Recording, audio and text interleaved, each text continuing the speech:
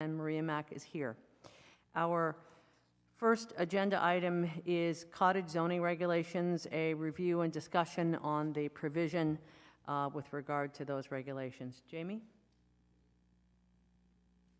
So Maria, just before we start, I just wanted to mention with regards to the agenda, because a couple of members asked me why is potentially our biggest discussion item at the end of the agenda.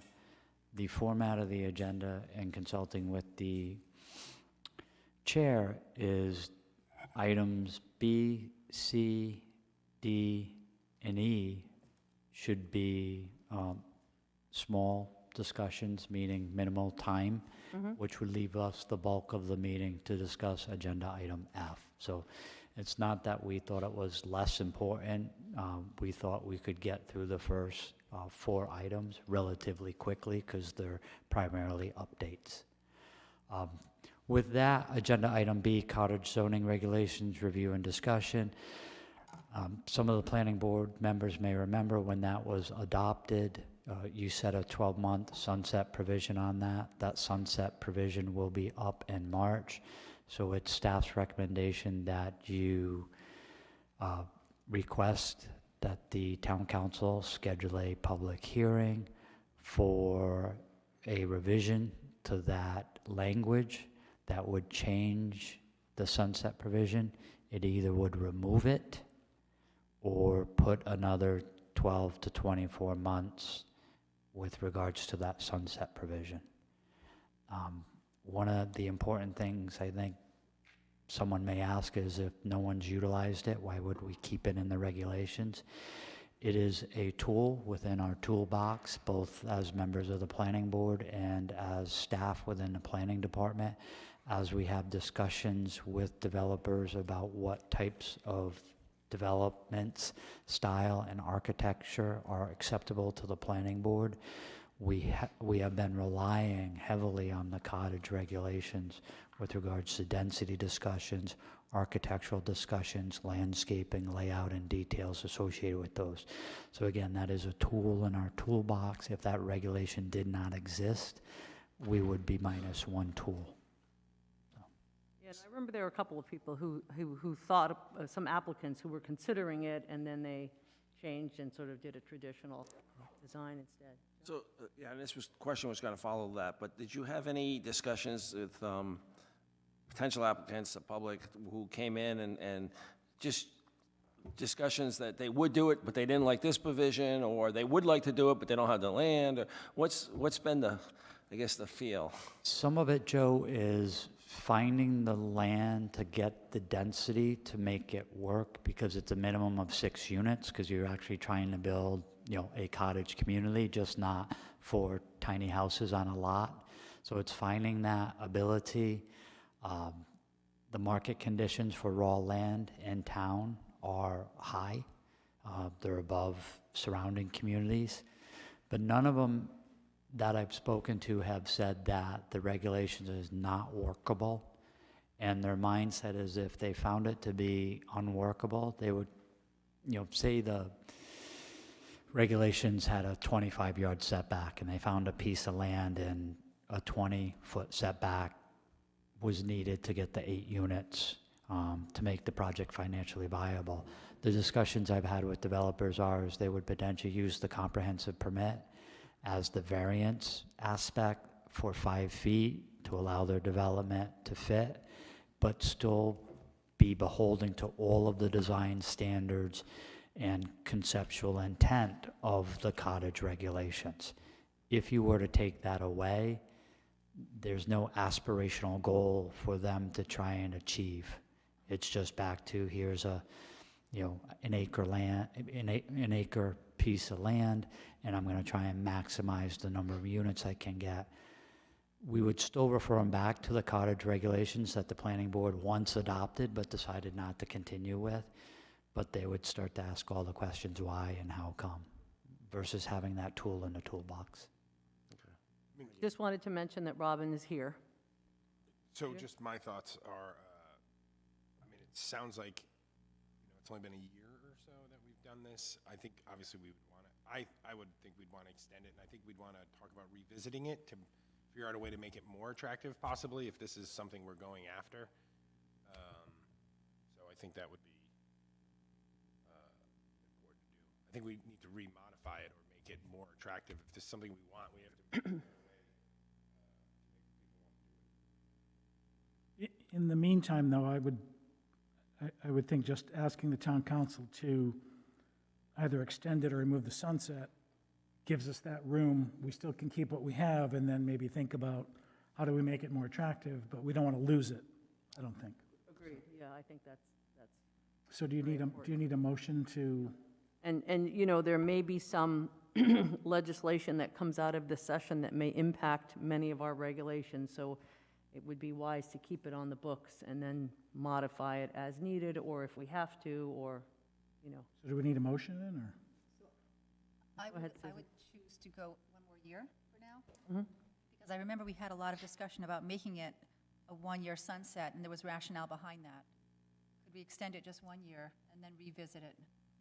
And then talk about, at that point, how to move forward? You know, it's funny, I was going to ask Jamie, I thought for some reason, I recall a conversation, I thought it was 18 months that we did it, rather than, because I think I said a year and Peter said 2 years, and then we compromised on 18 months. Again, if it was, That sound right? it's up in March. So,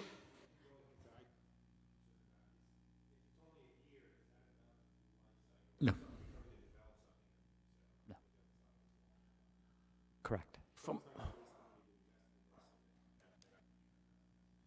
Correct. I'm not clear on why we would have a sunset on it in the first place. Because it was new?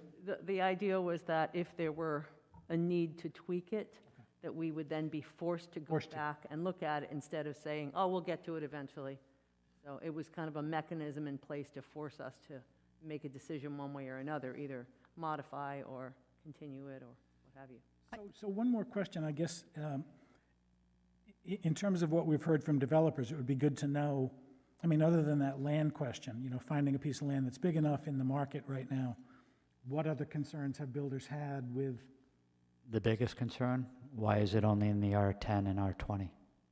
yeah, that makes sense too. That's the biggest question. Yeah. I don't have a problem with extending that either. Oh, I'm sorry, John. so from what I recall the discussions, I think one of the reasons why we only did it was a year was that we really didn't have a good feel for how much it would be used, and we had some concern that it may be used a little more extensive than we wanted in neighborhoods that we didn't necessarily thought it was a good fit. But with that said, with it going a year and us not getting any, I'll certainly support a motion for 1 year, but I would recommend that we go with, we go closer to 2. And I think that the idea behind the R10 and R20 was that one of the big premises behind these types of developments is that you can walk to the grocery store, and you want to put it in an area where you can get from point A to point B without having to get in your car and drive. Just before you decide on a time frame, and I think 24 months is better than 18, which is better than 12, is there have been comments from the development community that if the planning board's in favor of cottage development, why is there a sunset? Because it was something So new. and their point is if are they afraid of it? And the comment has been, if I apply for a cottage reg and I meet the standards, is there a hesitation for approving my project that will meet the standards because there's a perceived fear that it will be abused? You've asked me what the feedback has been. No, that's good to know. Yeah, and I think, when we asked you the question about what have people come in and considered doing the cottage route and then gone in another direction, like a comp permit, without the good criteria that's found in the regulation. Yeah, again, and all the developers that That I've would be spoke- our concern. Yeah, the developers I have spoken with, to Joe's point and Peter's point, if you were to modify things, it's hard to modify a regulation to be, right now it's kind of one size fits all, but how do you tailor it to, uniquely configured lots that may not be perfect rectangles, that may be trapezoids or parallelograms or something different. And that's why the discussions have been, you have incentive zoning, you'd have to do X number of units for X number of years and X number of affordability criteria. If you are looking for a foot or two or small changes, would either require a variance or require you to change the regulations that then would be applicable to all cottage developments, that you do have the option to do the comprehensive permit process, adhering to the integrity of the regulations minus 2 feet here or 50 square feet there. So I guess just a little pushback on that is that, though I'm okay with the 2 years, and I'd even support a motion to remove the sunset, when we consider these things, we try to be as thorough as possible, and we try to think of all the different scenarios, but first project that comes in, it's like, we didn't think of that, geez. So I kind of still support the 2 years because of that reasoning. I would make a motion to ask the town council to consider extending it to 2 years, and maybe there's a second part to that that says that we commit to revisiting the regs well before that time is up, but that may be a separate motion. I would second that. So we have a motion from Paul, a second from Peter, and this is to extend it for 2 years and then revisit it. Is that too non-specific? Well, I wouldn't say and then revisit it, it's revisit it, Right, within say, that, with, let's say within a year. within you a know, year. yeah. Okay, so that's a little more specific. And I would defer to council, but I'm not sure it's necessary to include in your motion that you intend to revisit it. The motion would be to request a notice of hearing to amend the regulation to sunset it, in essence, for an additional 24 months on top of the original. We can explain in the correspondence that it's the intent of the planning board to revisit this prior to the sunsetting 24 months from the additional time frame. That works, yeah. Andy, is that okay with you? It's always good to have those explanations in that correspondence to the council. I think it helps, everyone to better understand. Any other comments? All those in favor say aye. Aye. Motion carries. Next agenda item is landscape regulations. Madam Chair, with regards to item C, landscape regulations, I know it's been on one of the to-do lists for the planning board for a number of years. We've had conversations internally about being able to jumpstart that. Rich Bourbonnais, as the Director of Public Service, is potentially on board and working on that. We also potentially will have access to a local landscape architect who has potentially made us aware of his interest in assisting the planning department either on a non-fee basis or for a small stipend. I would prefer a small stipend for an individual who's assisting us on the professional aspect on the regulatory side. So we will potentially work with the chair, develop a small scope, try and do a timetable associated with that. Again, I'm a believer in the stipend because if you're asking a volunteer to expedite something, you have to be reminded they're a volunteer and they're balancing a number of items. But not that you have more control or can ask for a product in a more timely manner if there's a small stipend, but to me, it's a token of appreciation. And if an individual is willing to do it, dedicating their time, it's not just their time. The cost of ink and paper and tracing paper and pens these days, you could easily burn through $500 to $1,000 worth of supplies assisting a municipality with some regulations. So I know as a planning consultant, I'm always appreciative of even those small stipends. Well, that's great. I'm sure everyone knows, I think it's long overdue, and as we review plans, we can see that there's a great need for that. Next item, signage regulations. Discussion on possible updates and timeline for updates internally illuminated signage. So, Madam Chair, with regards to the signage regulations, I think and please correct me if we misunderstood as your staff, that the primary issue was in the commercial downtown and the internally illuminated signs, in essence, the backlit plexiglass signs.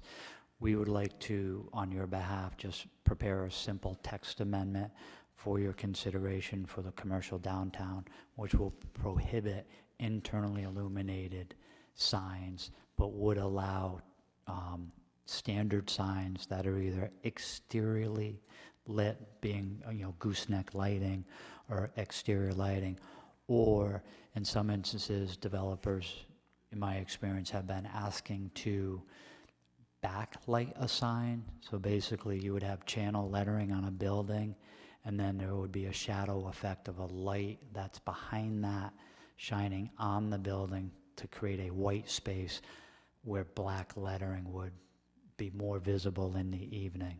It's much more less intrusive than an internally lit sign, and actually in some instances can add an architectural element to a building. So if we can prepare that for you, your consideration at your regularly scheduled meeting. Yeah, just the one other thing, while we're talking about signage, and I mentioned this before, and you and I have had a short discussion about this. School buses with signage on them parked, in front of a building, or I think some local businesses have, I don't know, the one that I always think of is the school bus at Monsignor Clark School. You come up the top of the hill there, and there's that giant school bus parked essentially in what I think is the right-of-way rather than on their property, adjacent to a scenic highway, and it's just a big advertisement for the school. It doesn't belong there, and I don't know if there's a way to deal with those sorts of things. That is a zoning enforcement issue, and I think over time, if the town moves forward with a municipal court system, those types of issues and potentially a slight strengthening of the regulations would Andy, be I think- better positions to deal with those items. Yeah. We've struggled, over 30-plus years with the, we'll call them the moving billboards. Right. Andy? Yeah, I think, if the bus is being used, if that bus is being used every day for transportation, then you can't stop them from parking it where they will day or night. If it is sitting there unmoved, then yes, it can be an enforcement thing. It can be treated as a sign. But I know we do have that issue. It varies. Some people, like I said, if they're moving it, oftentimes the oil companies, and they got their names plastered. A lot of businesses, they have their names on their trucks, so they naturally park it in the front where everyone can see it. But if it's something that never moves, then we can have it subject to the sign regs and enforce it. I think what happens is it ends up being parked there all summer long, and then when the school year starts up, it starts moving again. Is that it, Jay? It's in Google Earth.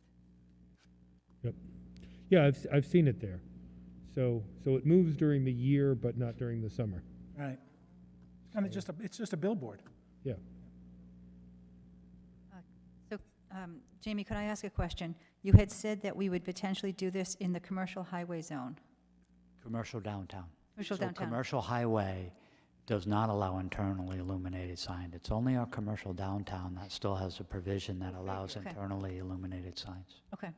I don't know if it potentially, regulations are modified over years, and regulations change, and someone could have made a change, but forgot there was a standalone in the commercial downtown that called out internally illuminated signs, in essence, are allowed.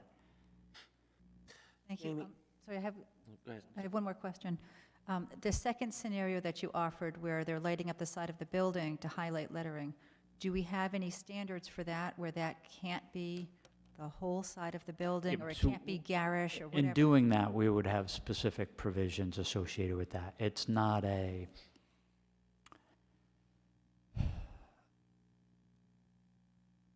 I'm looking in the room to see if there's an example of it, but in essence, if the TV was the sign, there would be a small LED on the back side of the TV, just changing the contrast on the wall so that the letters would be visible. If you had a black letter on a black wall, you wouldn't see it. But if you take that black lettering and change the contrast of the wall with light, the lettering at night is visible.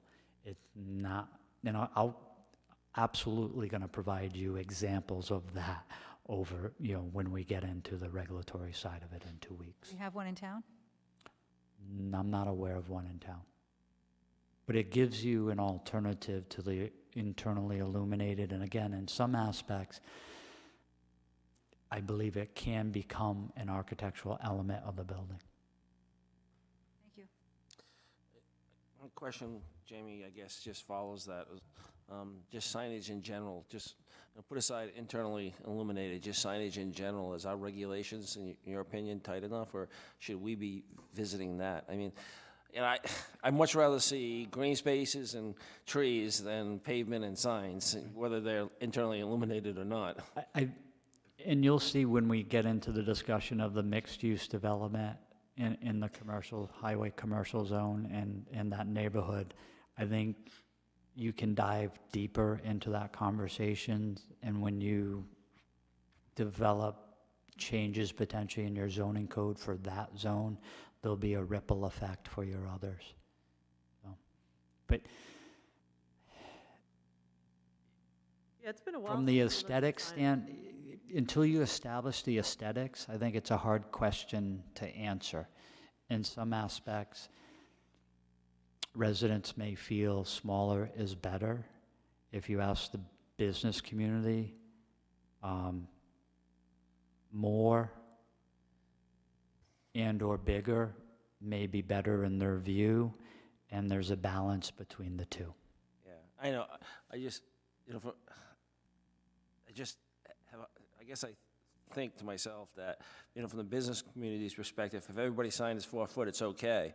But if everybody else's is 12 foot and mine's 4 foot, now it's a problem. So I think as we get in the mode of smaller signs, it's not a real issue, but I guess it is something that would be nice to visit. Yeah, and there are some communities who have gone to smaller uniformity, and again, it's difficult with federal law and case law as well as state case law to say every sign has to be kind of faux engraved gold lettering on a maroon background, but there are communities who have done it and have done it successfully. I am not proposing that for South Kingstown. I think you have a wonderful eclectic mix of architecture and signage, and it will be challenging to modify a regulation to maintain that look appearance without getting a sterile generic result. So It's probably we'll easier need to be have- creative. It's probably easier to have some degree of consistency within a particular district or an overlay. Correct.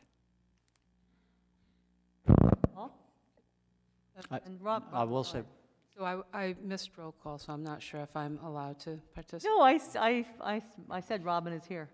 Okay, great. You're good. Thank you. I apologize for being late. So I'm thinking about the hospital. I'm thinking about signage in the hospital, and that's a governmental institution zone, and how does this apply to that zoning? we haven't been directed as staff to look at signage other than the downtown district. And URI has its own set of rules. URI is not within your jurisdiction. Again, some of the difficulty, and Joey asked if you can tighten things up. Older signage regulations are typically based on the frontage or square footage of a elevation on the street. So you could have a small business in a very big building that gives them a lot of signage versus it's still one business in a building. So a lot of municipalities are looking at the square footage associated with the business in relationship to the size of the building. I've worked in communities who had older zoning regulations who didn't realize they were frontage-based. So an instance would be you can get 2 square feet for every linear frontage of the building you have. And in a historic community, that's fine, because most businesses are no more than 40 feet wide, or 20, this community, they were typically 20. So everybody got a 40 square foot sign, which is 4 by 10, and that worked perfect in this downtown area until someone bought a 100-acre farm and proposed a large-scale development, and the first building had 800 feet of linear street frontage times 2 was 1,600 square feet of signage. So, one size doesn't always fit everything. So. Just a question about URI not being in our jurisdiction, because they're a state entity. Yes. The state exempts itself from development plan review by the, Well, again, and I think I've raised this question before only because I'm familiar with what goes on at DM. Is that still true, given what happened with DM in Exeter and Richmond? right, that case, yeah. I don't know where that stands right now. I don't know if it's been Yeah, that's a appealed very or. good question. We have very competent counsel sitting next to me, and Andy.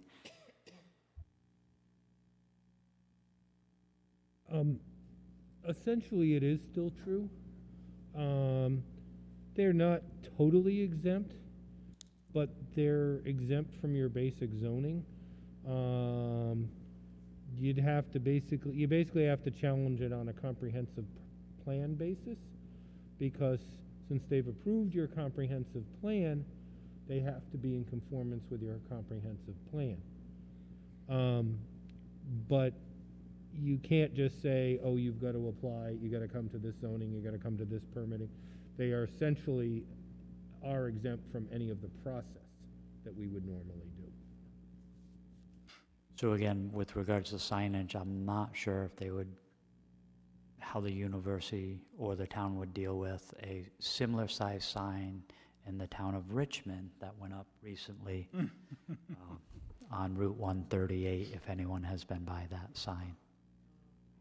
Is it an LED sign? It is It's a jumbotron. what do you think, 20 by 50? Oh, you haven't seen it? 20 by 50 LED 2 minutes, it's all. video screen Yeah. that can have rolling content, video. No, it's for It's the preserve at Richmond. Yeah.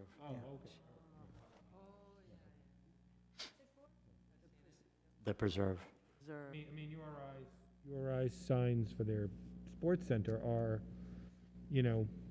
rather in your face. On the other hand, it's not something that we would necessarily not allow anywhere in town. We would allow it, along with the supermarket, the Stop and Shop and stuff like that. We have similar signs, maybe not quite as offensive. So, but I don't know that we could say that, no, you couldn't have that at all.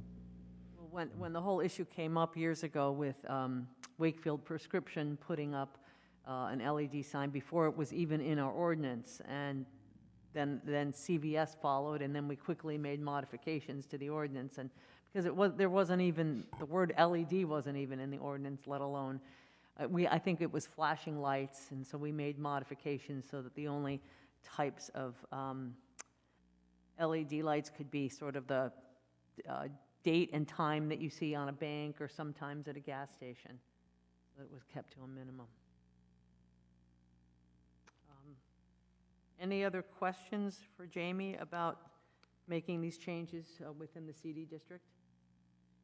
So you would write a draft ordinance, draft for an ordinance that we would then vote upon at a Amendment.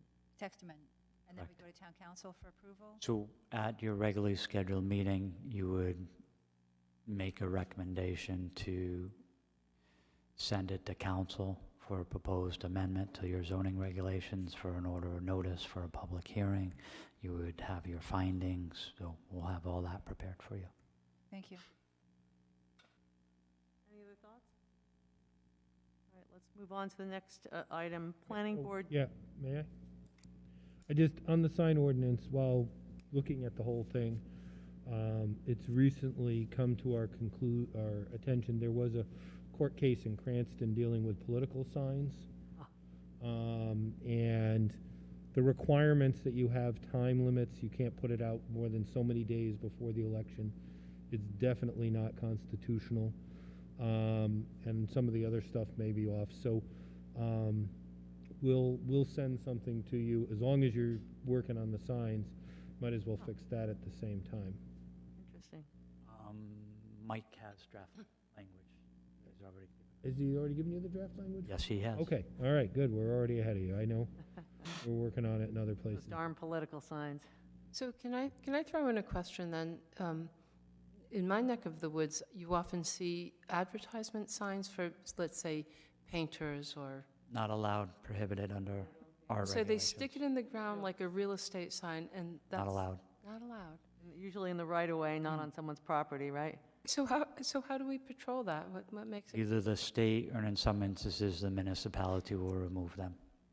The state of Rhode Island will remove them from the state right away. Takes a while on my road. All right, thank you. Next agenda item is Planning Board Training Workshop Education. So kind of a broad subject matter, because there's 3 items there. We do have some training coming up for running a public meeting. I believe we sent a notice out to everyone. That's via Zoom. Statewide planning. But more broader with regards to workshops and education, there's the structure of running a meeting, then there's the regulatory side, and how you interpret, utilize, and through your utilization of the regulations, stay in line with Rhode Island general laws. So I think there's been some discussion about how do planning board members or commission members utilize regulations, be able to bring their own viewpoints as it relates to the regulations to an application without making up regulations that don't exist when you're trying to determine compliance with your regulations. We'll use landscaping. They meet the regulations, but you'd like a little bit more. From one standpoint, on the legal side, more isn't required by the regulations, but it's still potentially germane to the subject matter. On the developer's side, they've met, they're sitting there saying, we've met every criteria placed in the regulations. Why is the planning board still asking for that more? Because you feel it will be better, or you're trying to react as a planning board to the neighborhood's potential opposition to a project. And there's a balance between those 2 things. And in discussions with individual members and other commissions that I've worked for, sometimes there's a benefit in having a discussion at a workshop with either outside counsel, outside planners, outside developers who can almost role play with you. And even if you have outside counsel, I would always have inside counsel with us there too, because there is a fine line between the regulatory requirement and trying to balance the aspects of your comprehensive plan and how much authority you have under that to say no to a project that you know meets the dimensional and regulatory requirements of your standards. And I know a lot of planning board members struggle with that, not just in South Kingstown, but in their entirety. I don't know if you would find it would be beneficial to have that type of workshop where potentially you bring a developer in, and I wouldn't bring a developer in from the area, I'd bring someone who doesn't have ties to the community, who can just talk generally about their experiences coming to planning boards, their expectations from the regulations and how they're applied to their applications, and kind of that give and take, that horse trade that occurs, and be able to have a conversation with someone that isn't going to be before you on a regular basis, and potentially have an attorney who has a lot of experience both on the municipal side and the development side to also talk about that. There are a few attorneys who are willing to do that, because they don't want to give you their trade secrets when they're working for the developer. And they also don't want to give away their trade secrets when they're working for the municipality, supporting a planning board or planning commission in the application process. But Maria and I have talked about, we can do training and workshops and workshops and workshop, but we need you to articulate what you feel your needs are from us so that we can put the appropriate people in the room. We're also, as a department, going to be going through the budgeting cycle too. And if you feel this is really important and something that has been lacking over the last 1, 2, 3, 4, 5 years, that we can try and put the financial resources in the department's budget to make sure we can do this perhaps twice a year. And I'll be quiet now. Obviously, education is huge, and it's such a benefit to everybody on the board. We're fortunate that we have members of a board who have a very diverse set of skills and knowledge, and I think that's a great thing. But it's always good to not only have the education about how the process works at the state and local level, but to empower the board to a certain degree so that they understand their roles and responsibilities within, as Jamie would say, the regulatory framework, but also make it clear to them that they do have some flexibility. I mean, we're always having these design discussions with applicants, and having more flexibility in terms of design and understanding what that is. And Jamie did use the word horse trading, which I probably wouldn't have used, but I understand what he means. Again, having that give and take and ending up with a better end product, that's really important. I think some of it is understanding the development side too. I've worked in municipalities before on the affordable housing side, where a developer is more than willing to, do another $10,000 or $20,000 worth of landscaping, even 50, or modify a road or a surface treatment or add a playscape. But when you have the conversation about giving another affordable unit, in some instances, in some communities, that's a $250,000 hit. And it's understanding what's important to the developer, what's driving their finances of the project, and what's potentially kind of a gain stopper for any conversation versus where the flexibility lies. And I know that there have been, over the years, the statewide planning has done training, and I think Andy's been part of the, it was sort of, one was Grow Smart, and then one was a combination, and he can probably attest to the value for those types of trainings. And I know they're in the process of adding more to what they already trained for, because it's been pretty standard for a while, the ones that Nancy Hess has been doing. And then, just before Andy speaks, there are simple things like, does everybody here understand how to read a site plan? Is everybody familiar with understanding topography and visualizing topography in a site plan and how the property is being manipulated?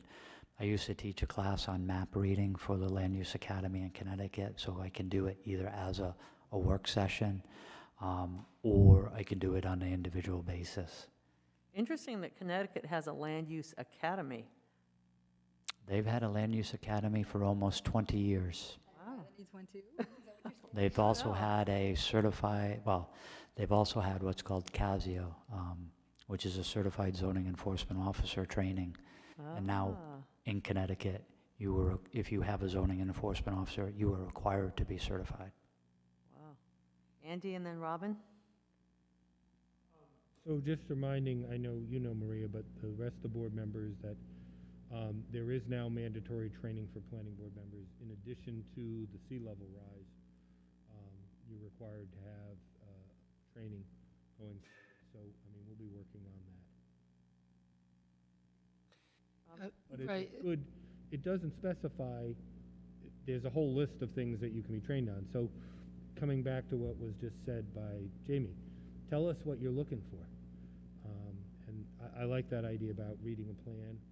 I mean, I remember one of the most useful things that I was only a lawyer for a year or two or so, and the law firm had a surveyor come in and show us, he taught us how to read the survey and what he did and fix and whatnot, and, you know, that's something basic, but it's very helpful. Robin? Well, first of all, regarding the training, I thought the email was a little unclear. I did attend a training last year. I didn't receive a certificate for it, and the email seemed to say, if you took it last year or the year before, you're all set. I don't know if I have anything that proves I did that. I thought it was rather similar to what Amy had said to us about, you know, you don't deny anything, because that brings problems to the town. You know, you look to put certain constraints in that you might want. I certainly think that, you know, periodic training is good. I'm just not sure how to show that I already sat through that or not. And then secondly, if I were to get trained, I do feel frustrated in still trying to wrap my head around my purpose on this board. I often feel that, I mean, I certainly know how to read a topo map, and the engineer that the developer brings is already read the map. Sure, that's fine training, but I don't think that's going to change what I can contribute to this board. I'm a little confused as to how, I'm just not really clear as what my purpose is on this board. You know, we're often, we receive a draft motion, which I suppose is appreciated, is well written, but I think I would like some training on how can I make a difference on this board? Why am I serving on this board? How do I count? What is my contribution? So that would lend itself to not only understanding the process, but understanding what tools you have at your disposal to make a, Right. you know, a better, Right. not only decision, but end up with a better project. Right, you know. And I think that's a little bit what Jamie was talking about, some of Yeah, those and- fine-tuning things. And what Robin has said isn't only shared by Robin, it's shared by planning board members and commission members, whether you're planning board, planning and zoning, or separate planning boards or commissions. There's the regulatory responsibility of planning board. So you want to say you have really three hats. You're doing the comprehensive community plan, and that's your broad range, flying at 100,000 feet of what the community should be over time, and that's one of the roles you play. You're not the creator of regulations. You create, but then you advise for someone else to adopt. But you play a heavy role in the creation of your own regulations. And the third is you are the regulatory oversight for every application that comes before you to determine whether they meet the regulations, not whether you like the project or not.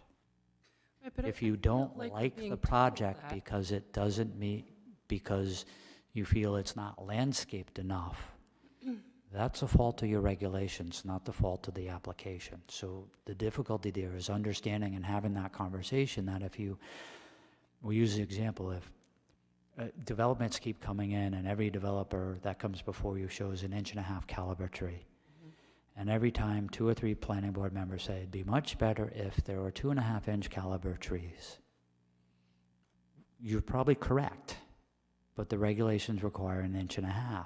As a planning board member, or even your planning staff, maybe it's time to change the regulations to be 2.5-inch caliber trees and therefore it's out in front, it's transparent that every applicant that come before you doesn't try a 1.5 caliber tree, where planning board goes, well, we'd really like to see 2.5.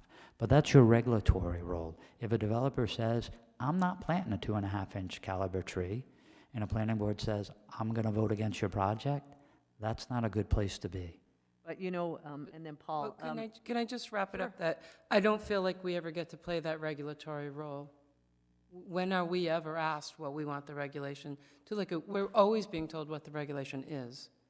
That's why we're at this work session, to talk about regulatory changes, like the cottage zoning and what's coming up. This is when we do that We, kind of work. we need to work on those Yes, things, not just always be told what, every time I'm told what it is, why am I here? Well, and I think Everybody you... already knew what was going down. And I think you learn something from, say you have a project that didn't turn out so great, and then you need to actually go back and look at the regulations and say, how could we tweak those We're regulations? familiar with one recently, absolutely, Yes. but we have yet to work on that.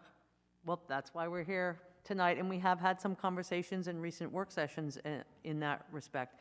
And Jamie, to use your landscape, when you talked earlier about something could comply with the regulations, another common theme is someone has to plant a buffer, and they have to plant X amount of material within a certain spacing. So they come in, and instead of planting what we had possibly envisioned as a buffer, they plant a bunch of small deciduous forsythia, whereas we were thinking about conifers. So they meet the regulations, but that doesn't prevent us from saying, now, wait a minute, you chose the wrong species and not an adequate size. We want you to change it and do white spruce or what have you. So we have the authority to do that. So sometimes there's that issue where they're kind of meeting the regulations, but not the intent. Correct.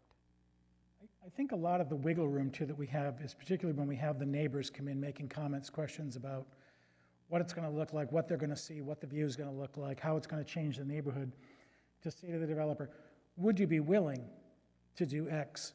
And maybe just to be clear at that point, either from council or from staff, understanding that I can't vote no if you say, no, I don't want to do that, but you've got a room full of people here who would like to see, how good a neighbor do you want to be? I mean, to sort of push the envelope a little bit.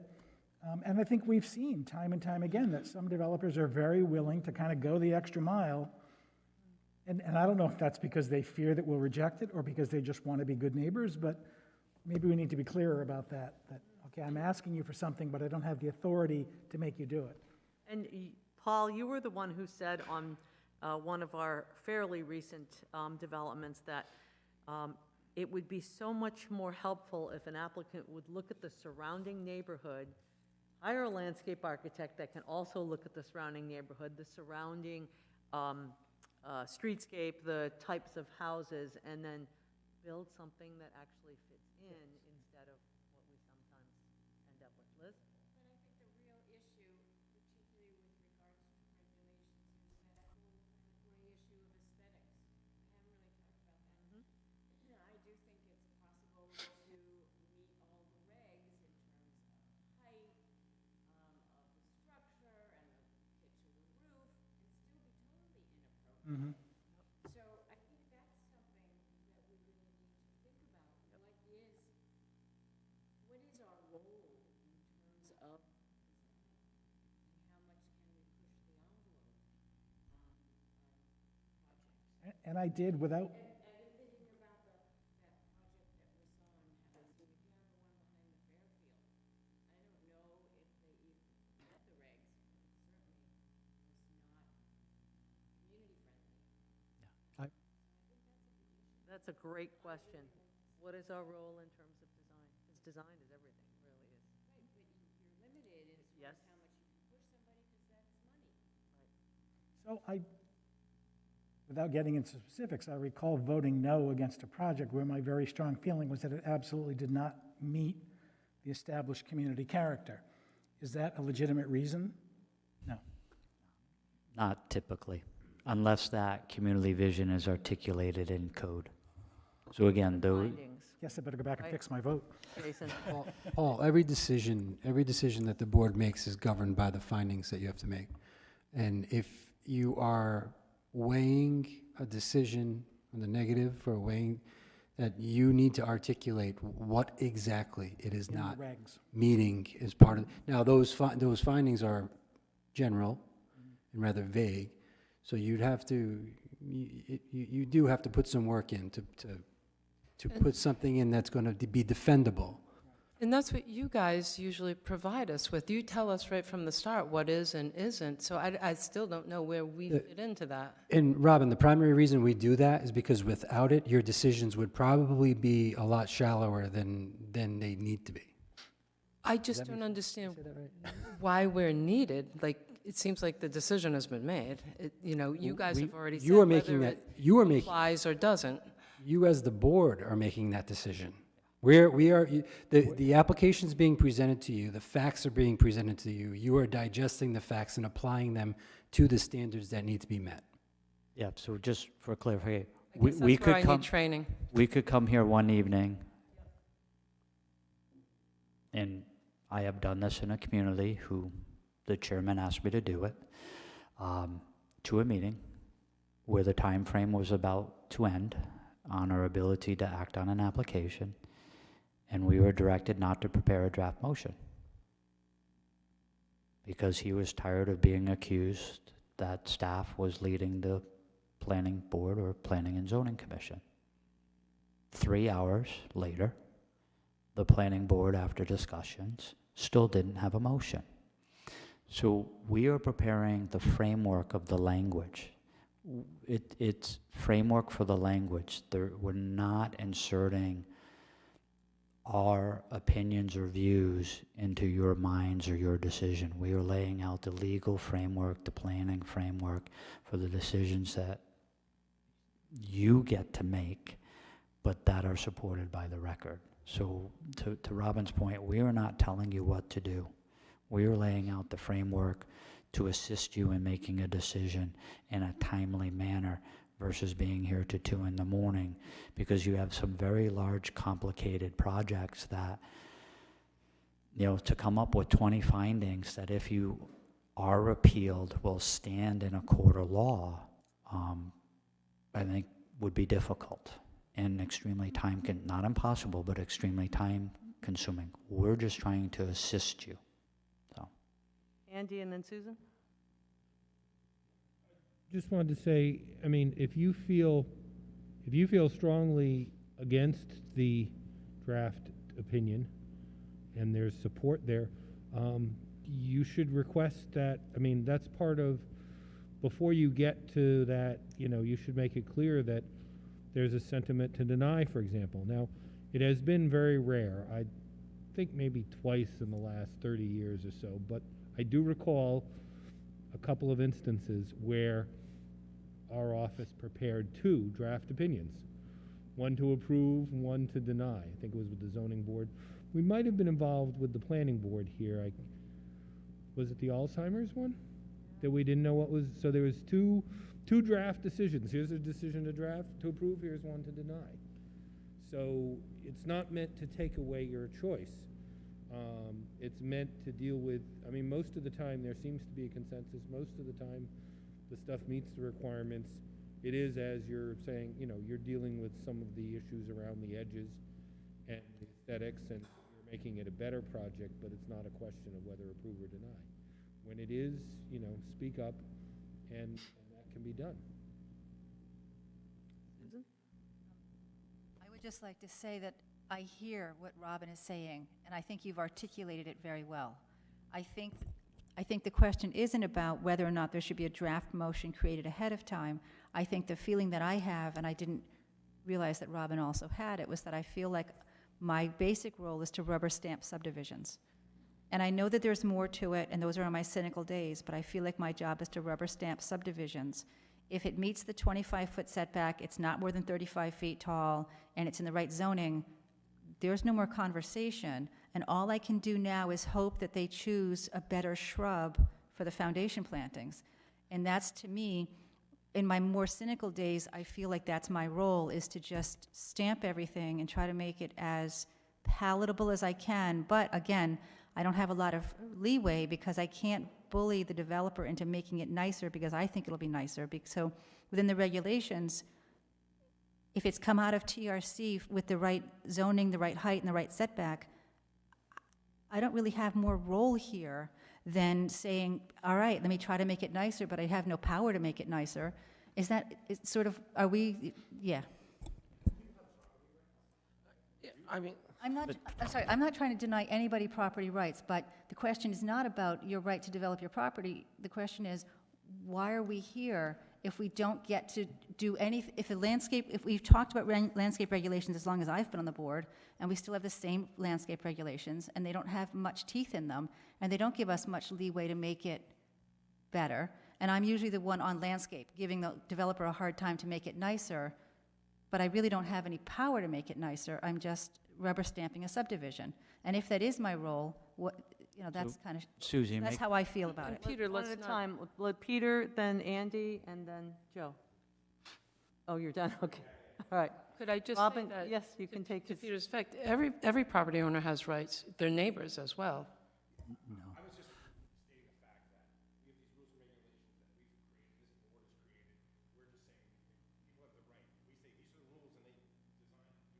Follow them.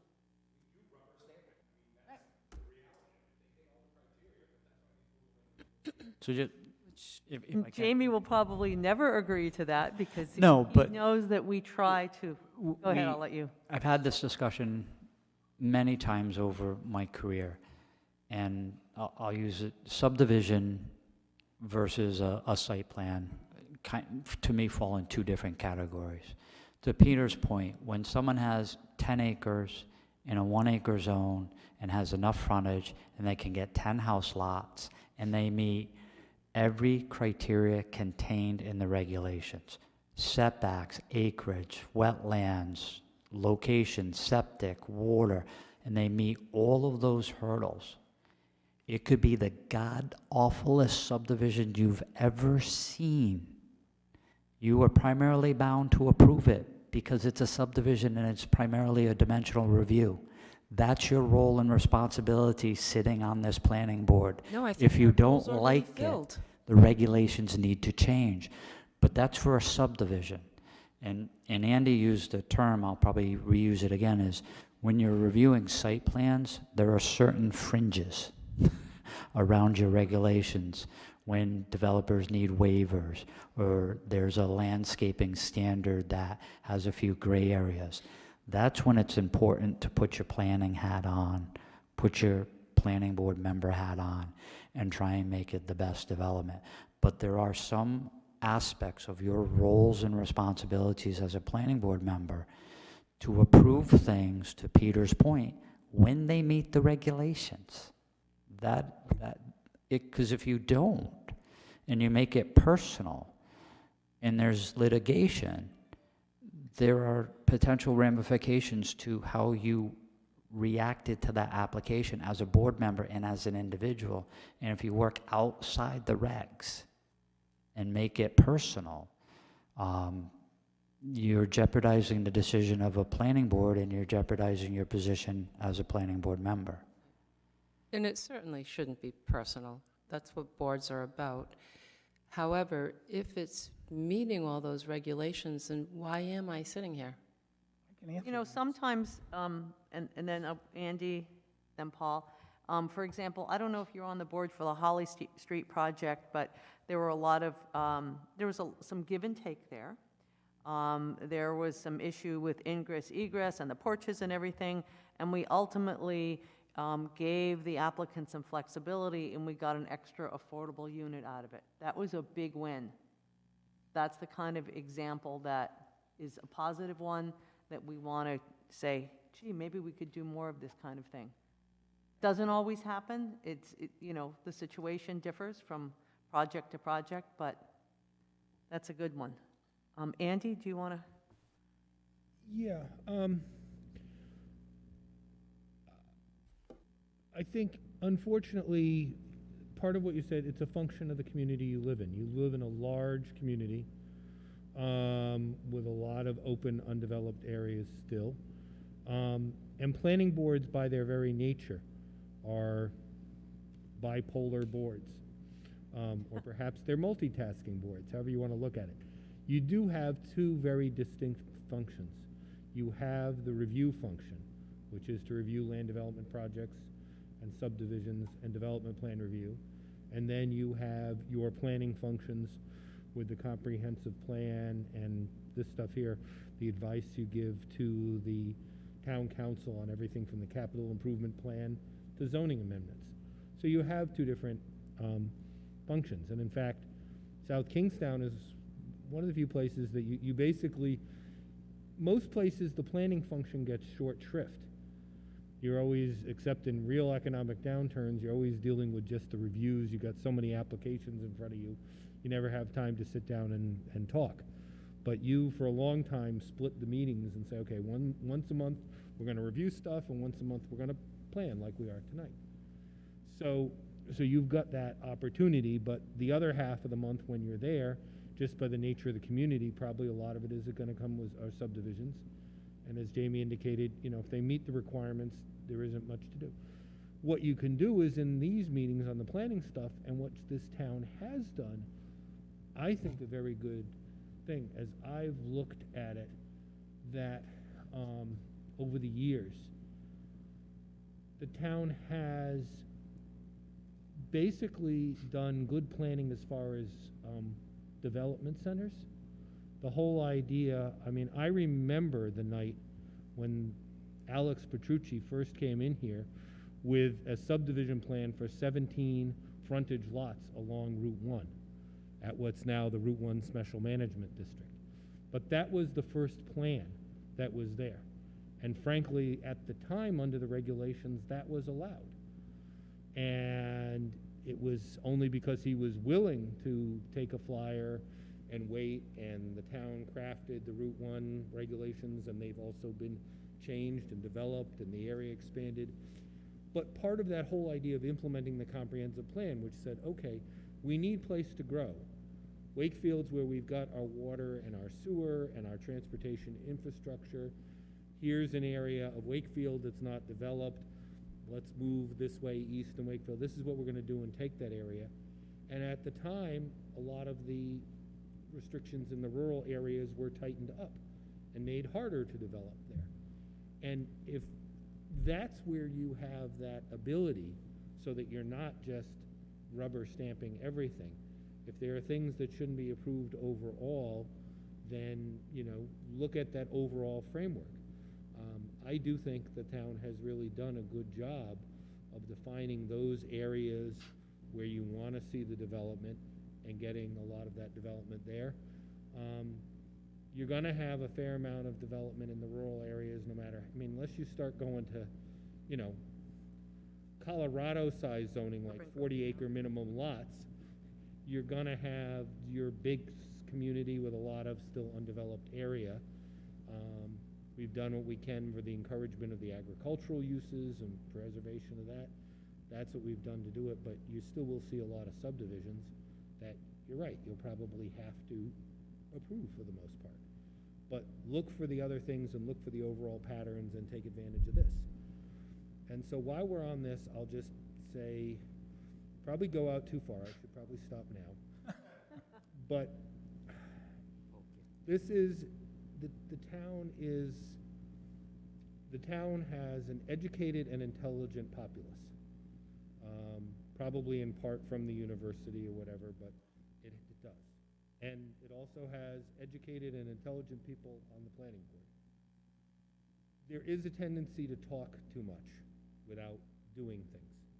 There is a tendency to let the perfect be the enemy of the good.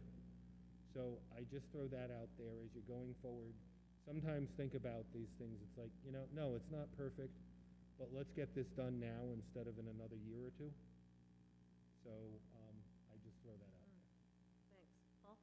I would just add, and like Susan, I understand the frustration. I think as you stick around the board longer, not that I've been here much longer than you have, maybe a year, I have seen, like Holly Street, a number of projects where the conversation with the developer in the public hearing has made things better than they might have otherwise been, even when they met all the rules. That people were willing to say, yeah, we can do that.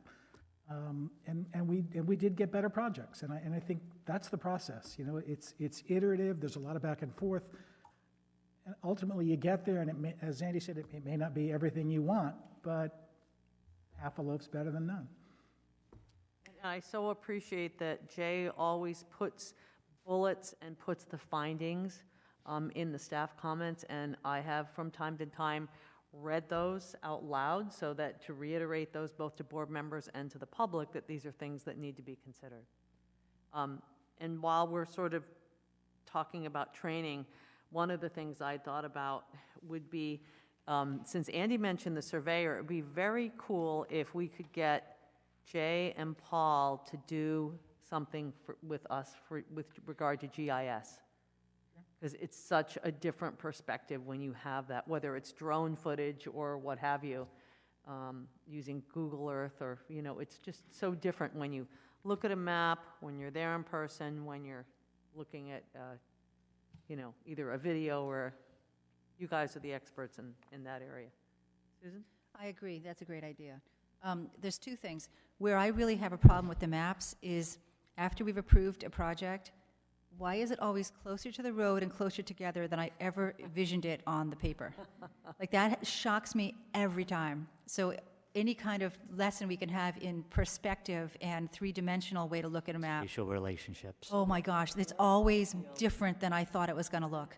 But I also wanted to respond to Robin. I tried to enroll in this new Nancy Hess training program. I took it last year. She did not issue certificates, but she will now to give us credit for having done it last year. So it is the same class we did last year. She just didn't do certificates then, but they're doing them now. But she wouldn't even let me, she said you can take it if you want, but it's the same exact thing we already did. Yeah, so just contact her or try to enroll in? Try to enroll and she'll send you a note and say you're all set. But that's what I did. I didn't realize it was the same thing. I tried to enroll and she said no, unless, if I want to, but it's the same thing. So what else? Anything else for training, education, Joe? One thing that I think would be interesting is relative to affordable housing and the cost of affordable housing. When we consider a project and we consider the affordable housing piece of it, and we start thinking about densities and how many additional houses, I always try to go back to that balance of the impact to the community versus cost to the community, impact to the builder versus the cost to the builder. But we really don't have a good feel on what that cost is. So the developer gets extra lots, but he still has to hook up to the sewer, he still has to put the septic system. He has to build the same size house, but he can build a house with the interiors being, less grade. If he has to rent it, what's the rent for 120%? What's the rent for, I guess, 80%? Whoever owns it has to have a monitoring agent for the 35 years or 30 years. What's the cost of that's like $1,000 a year right there. $1,000 to $1,500 a year. $1,500 a year. So you multiply that by 30 years, that's $45,000 right there, just for the monitoring agent, And now on the other side, there's some tax incentives and that type of stuff, but anything that would maybe give us a better feel when we ask the developer, sell it for 80% versus 120%. Or if we ask the developer, give us an extra unit, anything that gives us a better feel on what it really is the cost to the builder, what's the benefit to the builder, what's the cost to the community, what's the benefit to the community. When we look at making that trade-off, what are we actually asking for? And there's a lot of different costs and incentives and all that type of stuff. So it's almost like if we had a builder that was third party, that wasn't going to build in South Kingston, came in and said, this is what subdivision would be, but this is how much the land is worth, what I still have to do these costs, but I could save this much on the building, and now if I rent it, I can only rent it for this versus the market amount, and the monitoring amount is going to be this much. Almost like working through some examples and just say, wow, what are we actually asking? Joe, you're asking for a magician to show you his secrets. No, but I was involved in one workshop, happened to be in Seattle with a developer from Portland, Oregon, who literally put his Excel spreadsheets up and walked through that analysis, and that everyone was feverishly writing down the numbers. He promised he would send everybody the Excel spreadsheet. Every project's going to be different, right? Because it's going to. But it gives you an idea. Every septic hookup is X, every foundation is Y. You know, and it's running the numbers, and I made the point earlier that, you know, if the requirements of the standards require, you know, we'll just use 10 lot development, and they're required to do 25%, so it's 3 units. The 3 units is factored in from day one into their pro forma. If you ask for a 4th unit, that is upwards of $250,000 hit. Knowing that, it's easier to ask for buffering, landscaping, or front porches than it is to ask for that 4th unit. So, and that's kind of exactly my point, though. So you're making my point for me, is that every project's gonna be different, right? So you can work out a spreadsheet, and every time it's gonna be different. You get different builders, they're all gonna give you a different number. But to get a good feel for what you're asking for, you know, and even though it's not perfect, because, you know, there was a project that came in front of us, and we asked for extra affordable housing units. Was that really realistic? Developers probably not gonna do that, right? Because it's gonna cost them whatever it is. And I don't know if it's $100,000 or whether it's $250,000, but we probably would have been better off asking for something else. Well, but it's just like anything that would give us a better feel on that trade-off, that balance. I just want to say the first thing that jumped out at me was a little bit of concern, because I said, well, what if you had 2 subdivisions entirely the same, and on one subdivision he's completely content on making $1,500 per lot, and in the next one he's making $150,000 per lot? Would the difference influence how you looked at it and how you critiqued it? Can you really make a correlation between the dollar amount?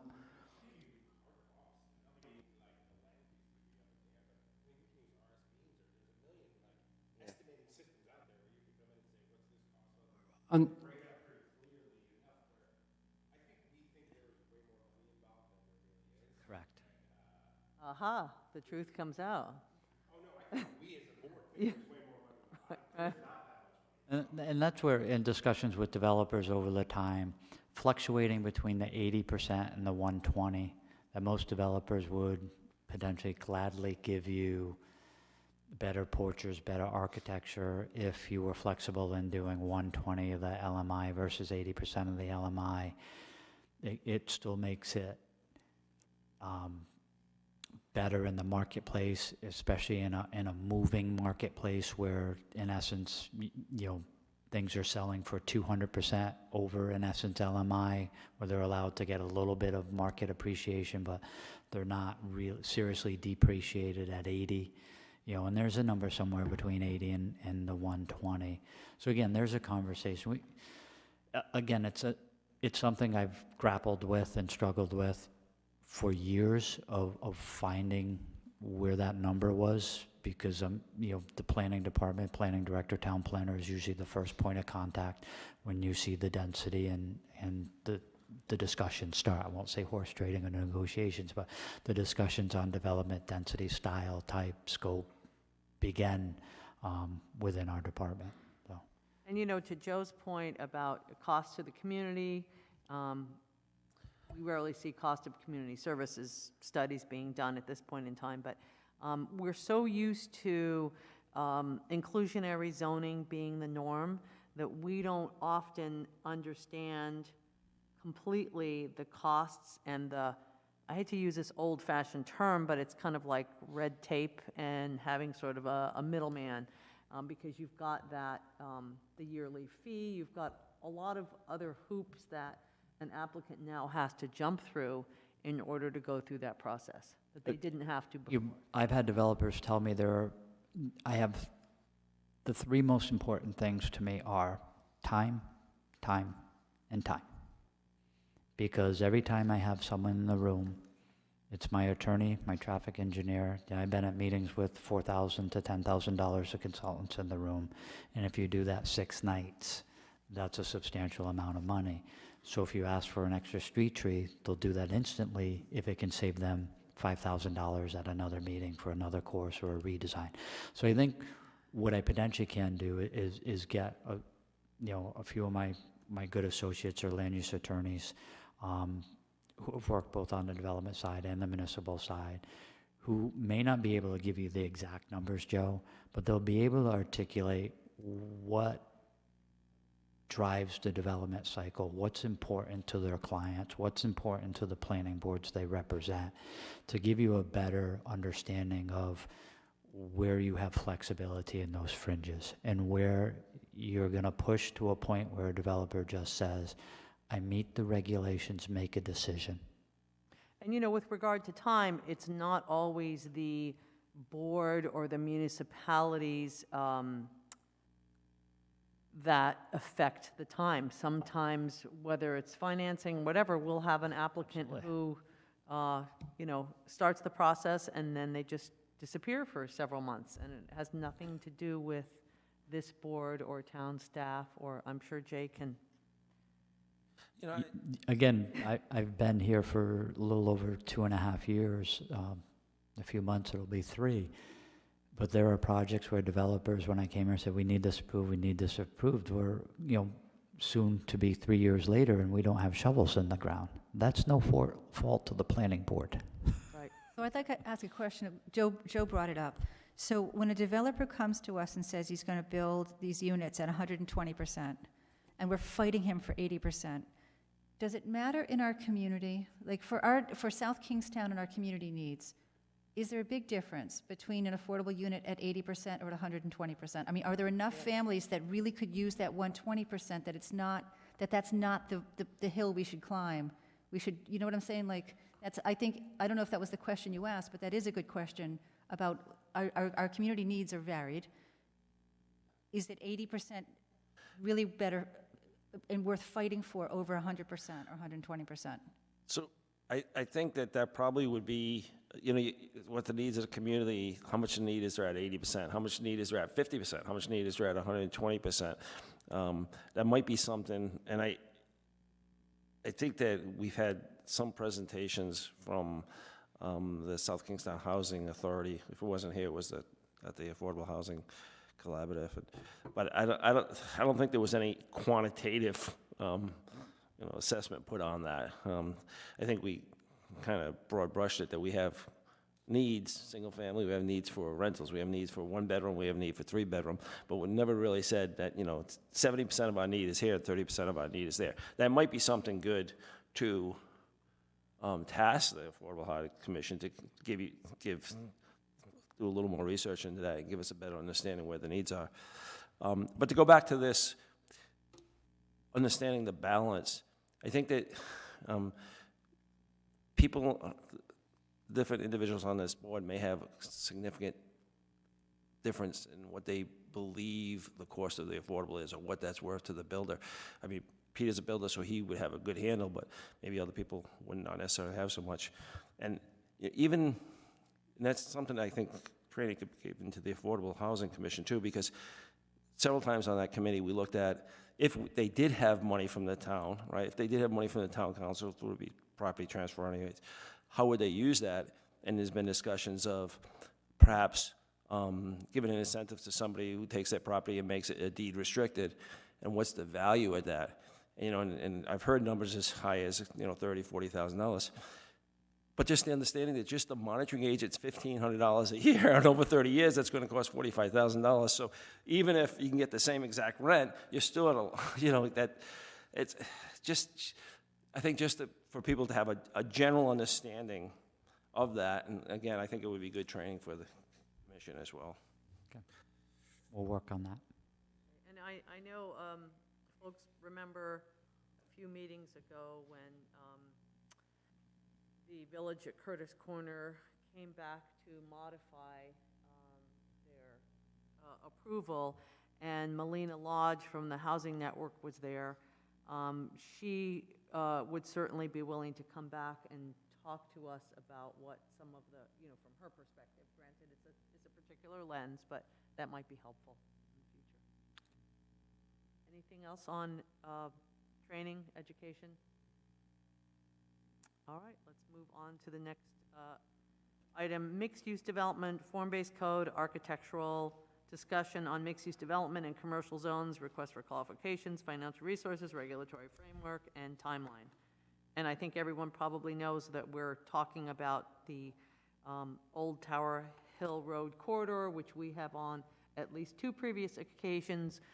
There has been consensus on the board that that area is the perfect place for a revitalization, rezoning effort. I've been talking about it for, about 10 years, and some of the folks in the audience tonight have been doing the same. A lot of it began with, or all of it began with the collaboration between the town and Professor Will Green's Landscape Architecture Senior Design Studio. And I know that he plans to attend the town council meeting on the 23rd and refresh them as to how it all began. So Jamie, do you want to start? And I would Sure. imagine Thank you, Maria. Larry would want to say a few words too.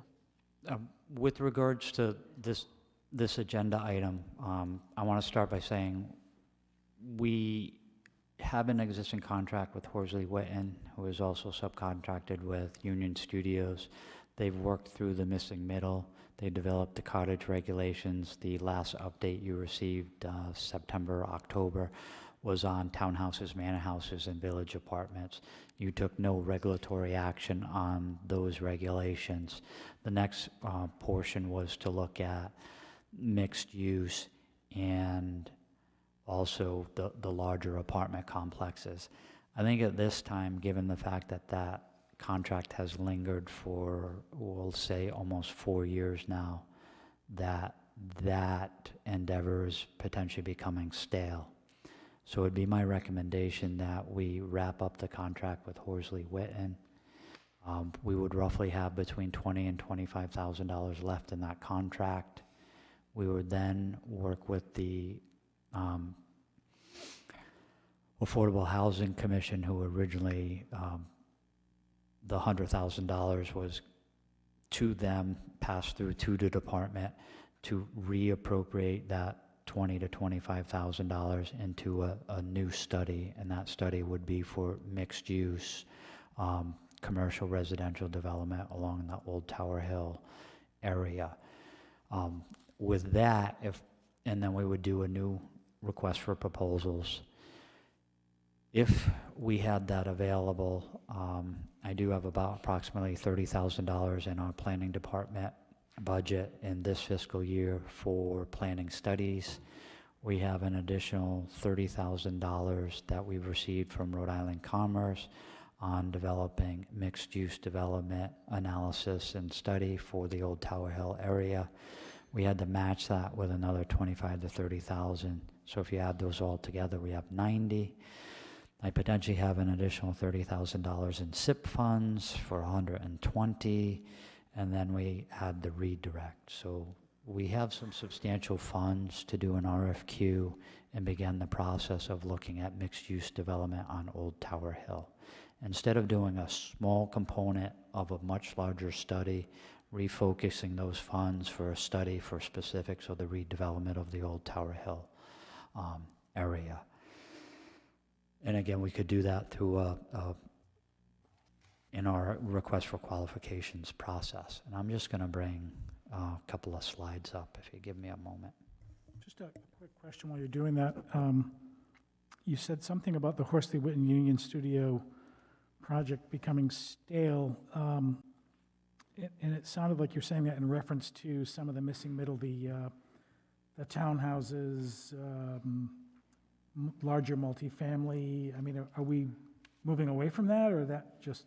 No, so again, you have the townhouses, cottage house, manor house, so that's all set. That's a regulation ready to go. The planning board just hasn't. Act on it, okay. And it wasn't That's defined sitting in this there. area we're talking Right. about. The terminology I'm using as stale, it's not that the work that Horsley Witten's done or Union Studios done, it's just over a 4-year period of time. You probably have 20-plus different board members over that 4-year time. You know, all of the work that they did gets you to this point to take the next step. I don't think you can adequately address the next step with $20,000. So why take a small step forward under that existing contract to then only have to reload, do an RFQ, and pick up on potentially someone else's work? So I don't want to sidetrack you, but just, so what would our timeline be for addressing those regulatory changes to allow townhouses, larger multifamily units? I mean, when would we see something? Those regulations have been forwarded to you. We discussed them, I want to say in September. If you're happy with them or want to continue to discuss them and move them along to council, they're ready to go. I think the final discussion would be which zones were appropriate. And I think you were down primarily to the, Okay, I just don't want to lose momentum on that. This seemed important. Yeah. And so, Jamie, back to this, conversation and this Old Tower Hill Road. So you called it a study. Is there a way that we can, when you hear the word study, it sounds like someone's going to look at it and take however many years. Can we call it development of regulations in order to do X, Y, and Z? yes, and I'll, if you bear with me, I think I can articulate that a little bit better with a couple of slides. My screen keeps disappearing though. So again, as I'm trying to pull this up for the third time.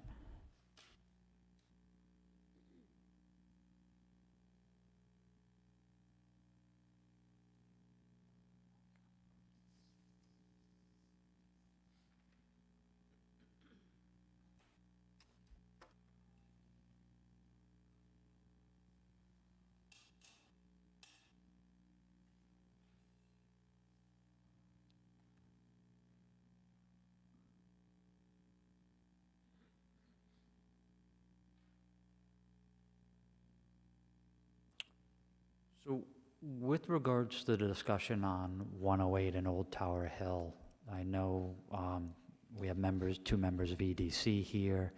It's been their wishes for well over 3 years to partake in an evaluation of this. They did a community activation and survey in 2018. Brian Wagner handed that out to the planning board members this evening. And I think, you had URI graduate students do an analysis of that area and come up with some solutions as students, not as professionals. So in my view, it was a good effort done by those students, some undergrads, some graduates, but it needs to go to the next step. The biggest thing that I see where municipalities potentially make mistakes, and maybe it's wrong to categorize them as mistakes, is they rush into writing the regulations without articulating the vision. And what I would propose to you is that if we engage in a consultant, we spend a significant amount of time, being 3 to 6 to 9 months, articulating the vision, understanding what mixed-use development is, what it looks like, at what different forms, scales, and density they can occur at. And I think what you're talking about, from my perspective, is you're not just talking about Old Tower Hill Road and Route 108 from the bowling alley, in essence, to the post office or Narragansett Town line. You're talking about the community that also surrounds that. So in reality, you're doing neighborhood planning. The neighborhood happens to have, in essence, one of the town's primary commercial venues within that neighborhood. So I don't think you can just look at the commercial zones. You have to look at the commercial zones and the interrelationships with the neighborhood.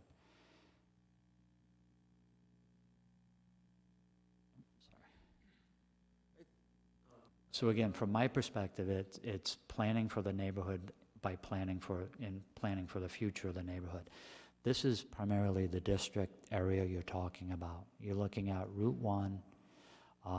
I would take it, because there's a transitional zone along Main Street, probably by the bike shop, and where the old pharmacy was, north of the bowling alley, and south of the post office.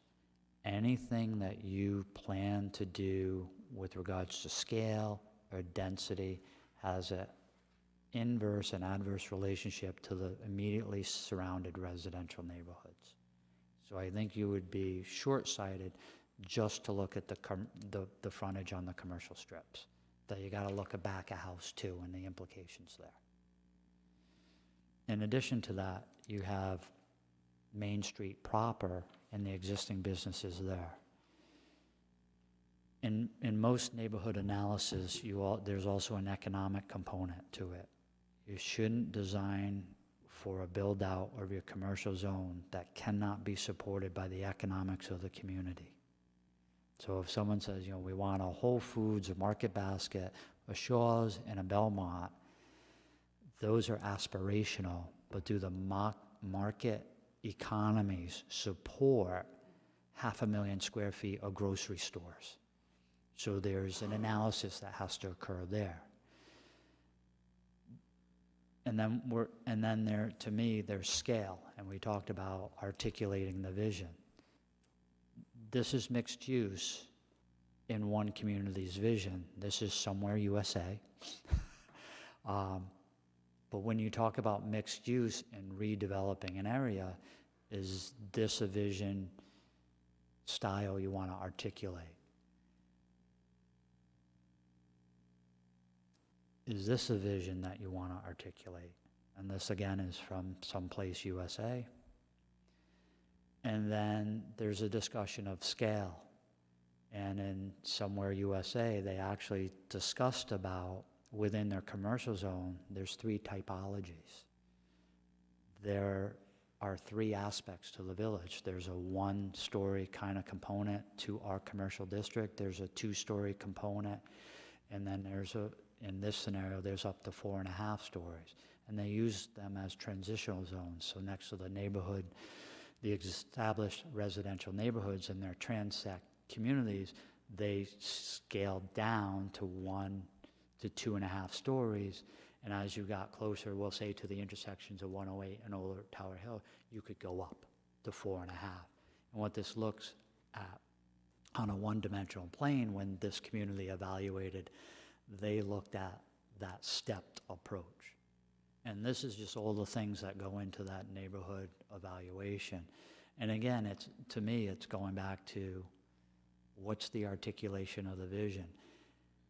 If you don't articulate the vision first, there's potential to make mistakes in developing your bulk and density regulations because they're not intertwined and meshing together.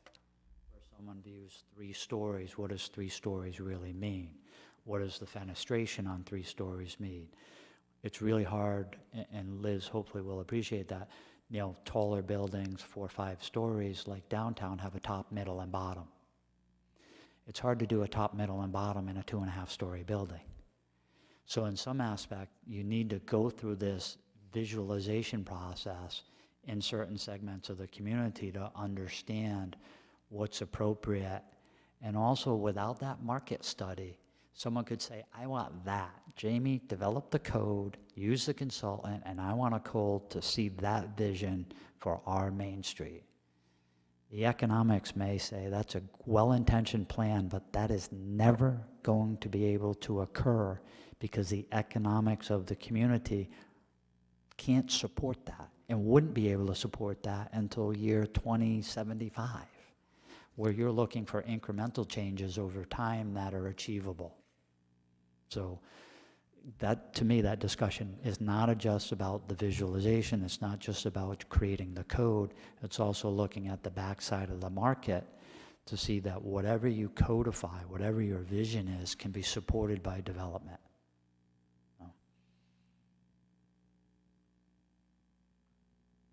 And then again, we've talked about it in our community that social and economic activity equals vibrant, viable communities. So again, my take would be if we use the resources to articulate the vision, to Susan's point, I see a picture, but I don't always understand the density of that and what that's really going to look like. I think if you saw something about, this is the Bell Block. But if I took the Bell Block and put it where Bank of America is right now, at the curb with only a 4-foot wide sidewalk, that may not be the vision you're trying to articulate. Where in that setting with, in essence, 3 lanes of traffic, that building may not want to be right at the sidewalk. It may want to be 15 feet back, where you have public space, development public space, semi-private space, and then a building. You may be okay with 4-story building, 5-story building, as long as the first 3 have street presence, then there's a step back for the 4th and 5th story. These are only, tools, but without articulating the vision, I don't know where to tell a consultant to start writing a code from. I appreciate trying to articulate our vision for this space, but how do we imagine this is going to change into that space? Is it change, as at each property changes use, we can then demand a different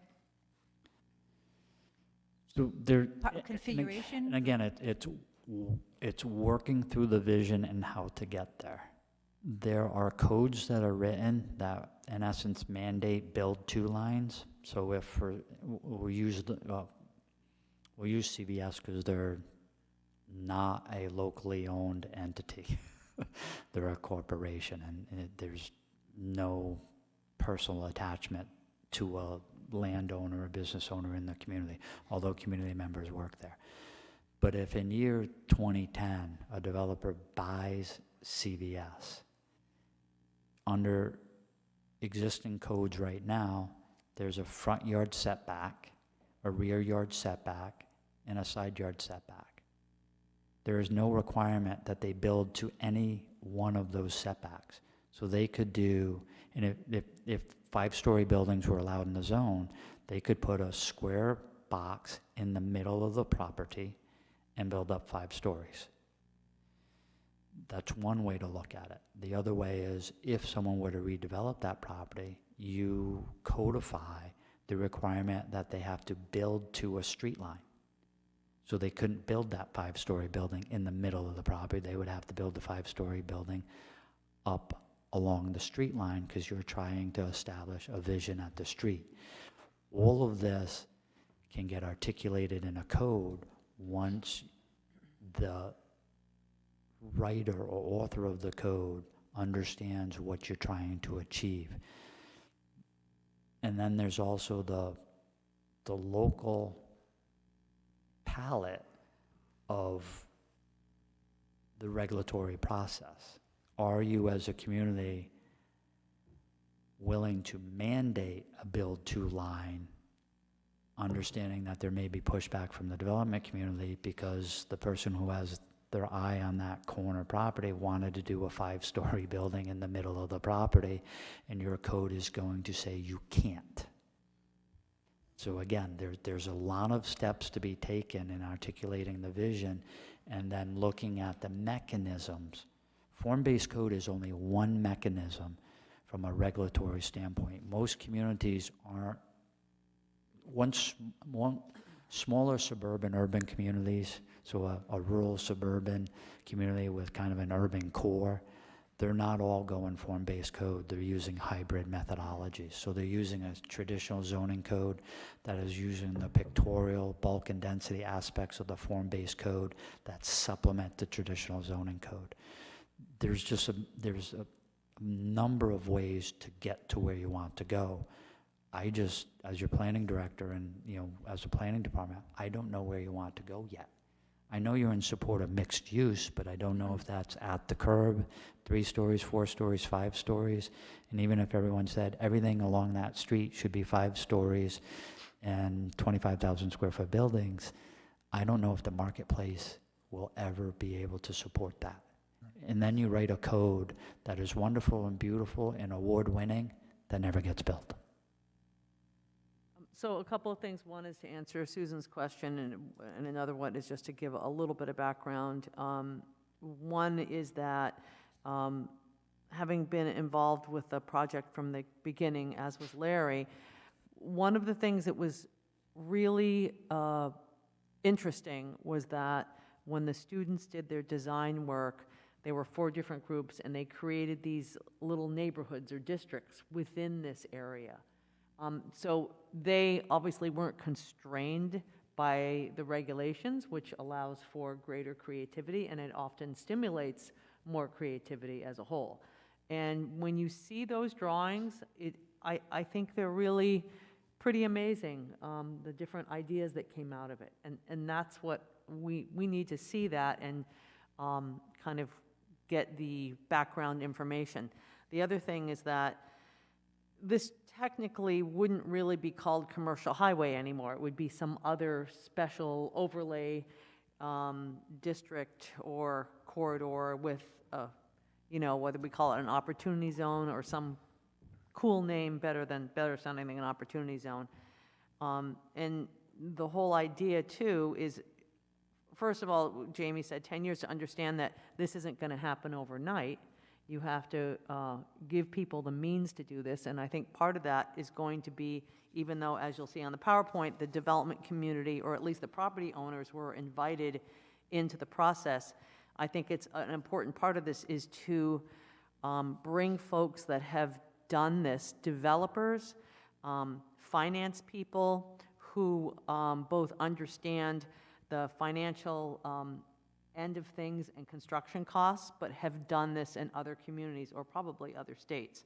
I think that's important for property owners and potential applicants to hear and to see how it's been done in other places by someone who speaks that particular language. Because we can say all we want about, oh, look at the little bike lanes and the trees and yay. So, Paul? Well, I mean, I think tying in those concepts of complete streets, a streetscape that's inviting for everyone, that there are outdoor public spaces, that it's an inviting streetscape, a place where you can bicycle to or walk to, which, if you want to walk up Old Tower Hill Road right now, be my guest, I'd rather not. I think the other important thing is, and I think we did this with Dollar General, is, yeah, you can build a CVS or a McDonald's, but you can leave your corporate identity at home, please. And Jamie, I know you love Nantucket. I was so impressed with the Cumberland Farms on Nantucket that could have been anything. It just happened to be a Cumberland Farms. It said so in a size 6 font. I think that those kinds of things are really important. And we were talking about signage earlier, and I was thinking about everybody's got a GPS on their phone and their car that tells you when you've arrived at your destination, and I think signage becomes less important over time and will be even more so over time. But I think just having a streetscape that's inviting, I'm less concerned with the heights so much at this point. I love the idea of upper floors being set back, having that public space out front, buildings closer to the street, parking in the back, all those kinds of things I think could make it a much more interesting destination that you get to somehow other than just in your car, creating more traffic. And if this is done correctly, rather than say that the regulations would demand, we want to be able to say the regulations would enable somebody to do something. And I think that we should give Larry and Tom an opportunity. And I have to say in this PowerPoint, hey, at least on the last page, the roadway improvements by DOT was actually something we can check off that we're done. So, Actually, I just want to say two things. Sure. One, it's a little disheartening looking at this thing saying May 17, 2018, and we still haven't done it. it started way before that, Peter. And, yeah, no, and I would say we're going to waste 2 years if you ask to hear from us I think that is the completely wrong way to do it. I think there's too many opinions and differences. I think you need to come back to us and say, here's some ideas we think Yeah. will work in this area, but if you ask us, we'll be here for, No, my kids will. let me articulate.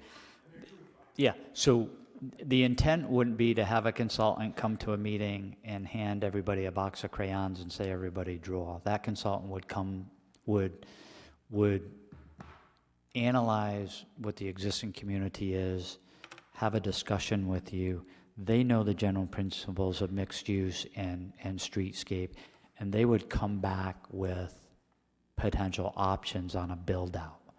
But if, they're in the initial discussions with you, they're not going to come back and have something that looks like East Providence or Providence. There is some discussion that needs to be had with regards to downtown, everybody's familiar with the height of the buildings on Main Street. Would it be appropriate to have the height of those buildings on Old Tower Hill and 108? So it's not, I wouldn't spend 3, 4, 5, 6 months. I'm like start to end 6 to 9 months to articulate the vision to an acceptable vision that you would have buy-in by the planning board, EDC, and potentially the community, so that you can then relatively quickly write the code to support the vision. I The think code's the lot we easy would part. actually agree upon, despite what you said. Yeah.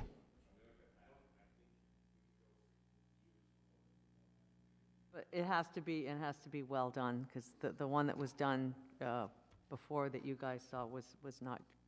But again, Peter, if you had 3 variations of this at 2 stories, 4 stories, and 6 stories, I think you could start to get a feel for what, and all of this correlates to how much square footage that neighborhood area, and specifically commercial, would be able to support. Because with this, you have to park this. With this, you have to have the bandwidth to fill the spaces. Because if the market doesn't support, you'll see, there'll only be, there'll be this one building, Snaggletooth. and then everything else will be there, and market could only support that one building. Now it'll be another 10 years before the market can fill another building with that type of space. So that analysis has to be done. And that's why you bring in critical. someone who's done it in other places. But Larry, you've been waiting. Yeah. But I'm sorry to ask this question again. So we have established businesses from, say, Shaw's down to Dale Carlia Corner. There's established businesses, it's all paved and it's all businesses. What is the mechanism for turning it into this vision? Like, are we, Return on investment. what is the mall going to do? Are we going to So you raise need the to mall? look at Like, I the don't, student drawing, Susan. I haven't seen that. So, I know, well, But- that's but I No, guess- the next. But it's more of the mechanism of how do you change it over from an but established, Susan makes a good I just point. don't understand the dynamics here. When you have a corridor, that has low vacancies, it becomes harder to redevelop those. When you have a corridor with high vacancies, usually there are bargains for the developer, so they can acquire multiple properties, and they're not displacing existing tenants. So again, that market analysis and then discussion with, it's hard, and I had a discussion with a developer in another community who had about 60,000 square feet, and he only had 2 tenants, and he had 50,000 square feet vacant. And this community wanted him to redevelop the property. He held no note on the property. He had 2 tenants. One was renting 20,000 square feet, another was renting 5, so he had roughly 30,000 vacant feet left. What was incentivizing him to tear down a property that he has no debt on, displace 2 viable tenants for 2 years, why he redevelops the property, hoping, well, one would come back because he was involved in that. But how do you do, one was a restaurant. What do you do with that restaurant for 2 years while you're under construction? Or can that restaurant survive in its place while you build around them? So the dynamics of the redevelopment of these properties are intertwined and intense with regards to that. If it's a hard discussion with someone who has no vacancies in a commercial development that you would like them to redevelop the property. That's a difficult conversation, and it may not happen, but it doesn't mean you shouldn't have the future in sight, so that if someday there was a vacancy where half of a development became vacant, so the developer does decide to tear down half of it, move it forward, then put existing tenants in that new space, tear down their old space, and then redevelop that. That does occur. This is not going to be something that happens overnight, even if the regulations were in place today. I don't want to tune them to the cottage regulations. You're setting up a vision and a permitting process and a zoning code that would allow someone to be able to do this. Right now, they can't. And I would like Larry to, is that mic?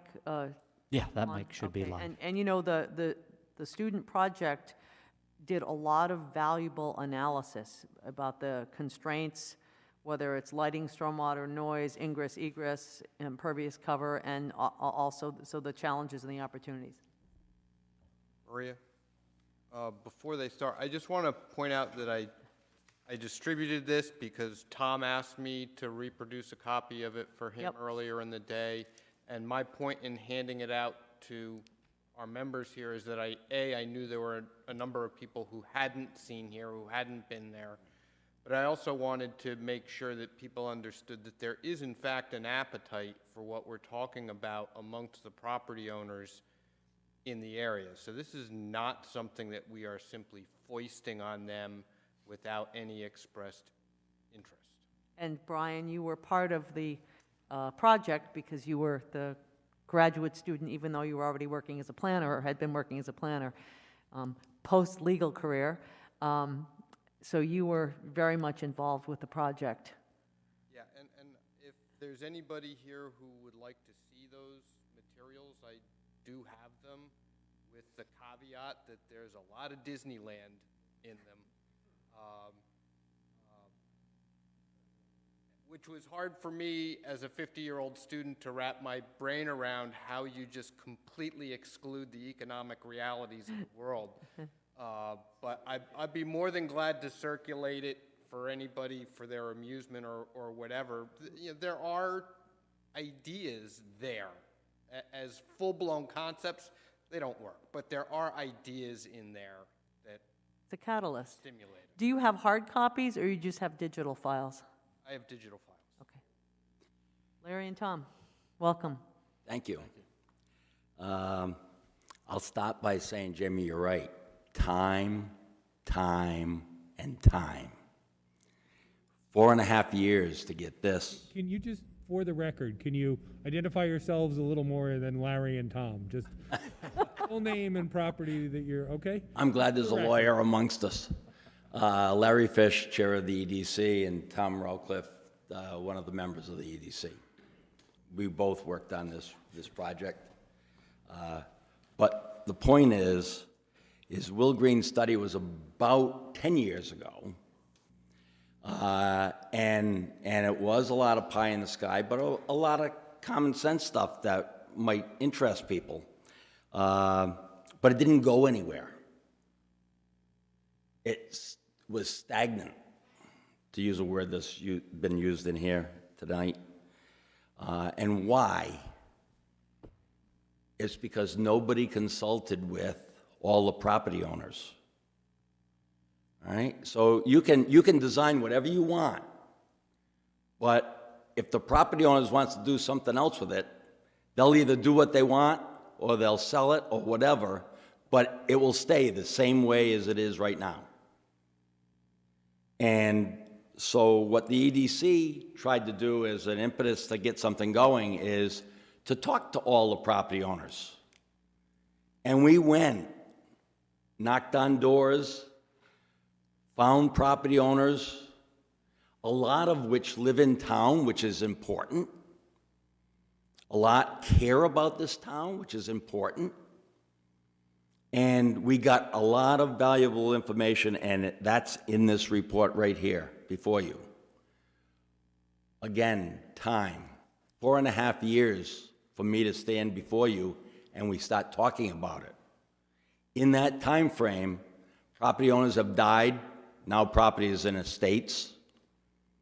Other property has been developed, the U-Haul building, whatever they call it, the storage building. All right?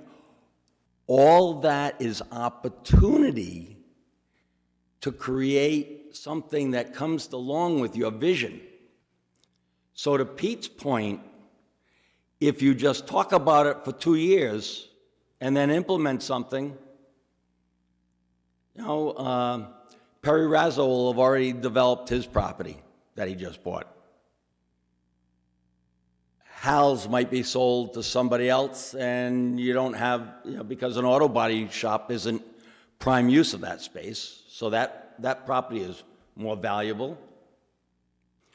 You've got Clock Farms and Bobby G's. All these things are happening while you're talking about things.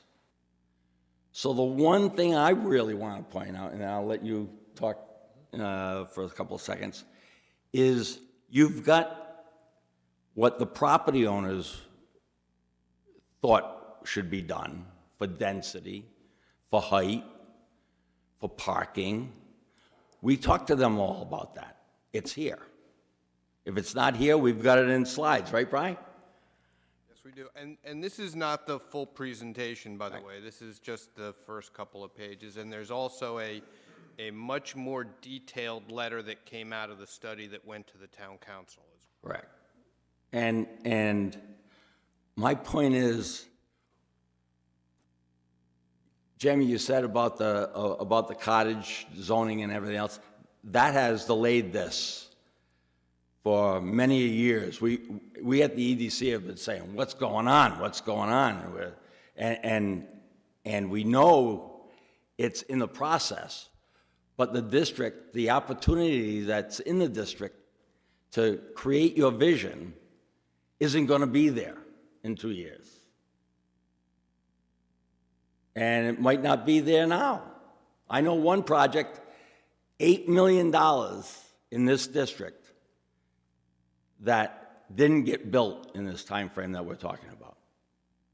Another one wanted to improve their building to go up and more mixed use with affordable housing. That has been sold and won't get developed like this, like what we want. And we went to the property owners once. As part of this process, you want us to bring in property owners to talk to whoever? All right, because if the property owners don't bite and get involved in the process, it is not going to happen, and you're wasting your time for another couple of years. And I don't want your committee, your commission, to waste the time going forward. You want to say a couple of words? I mean, I was going to ask, what would be useful to you? I can summarize what we found from the property owners, or you can find it in the documents that Ryan handed out. Would you like me to summarize? So basically what we heard from the property owners were that they wanted mixed use, they wanted increased density. The density came from increased heights. Right now we're at 35 feet. A lot of them wanted something around 50 feet. That would give them the potential, depending on their property, of at least a second floor, in some cases 2 floors, and that feeds into the mixed use. A lot of them were thinking they would be willing to invest in a second floor. Now again, that's easy to say.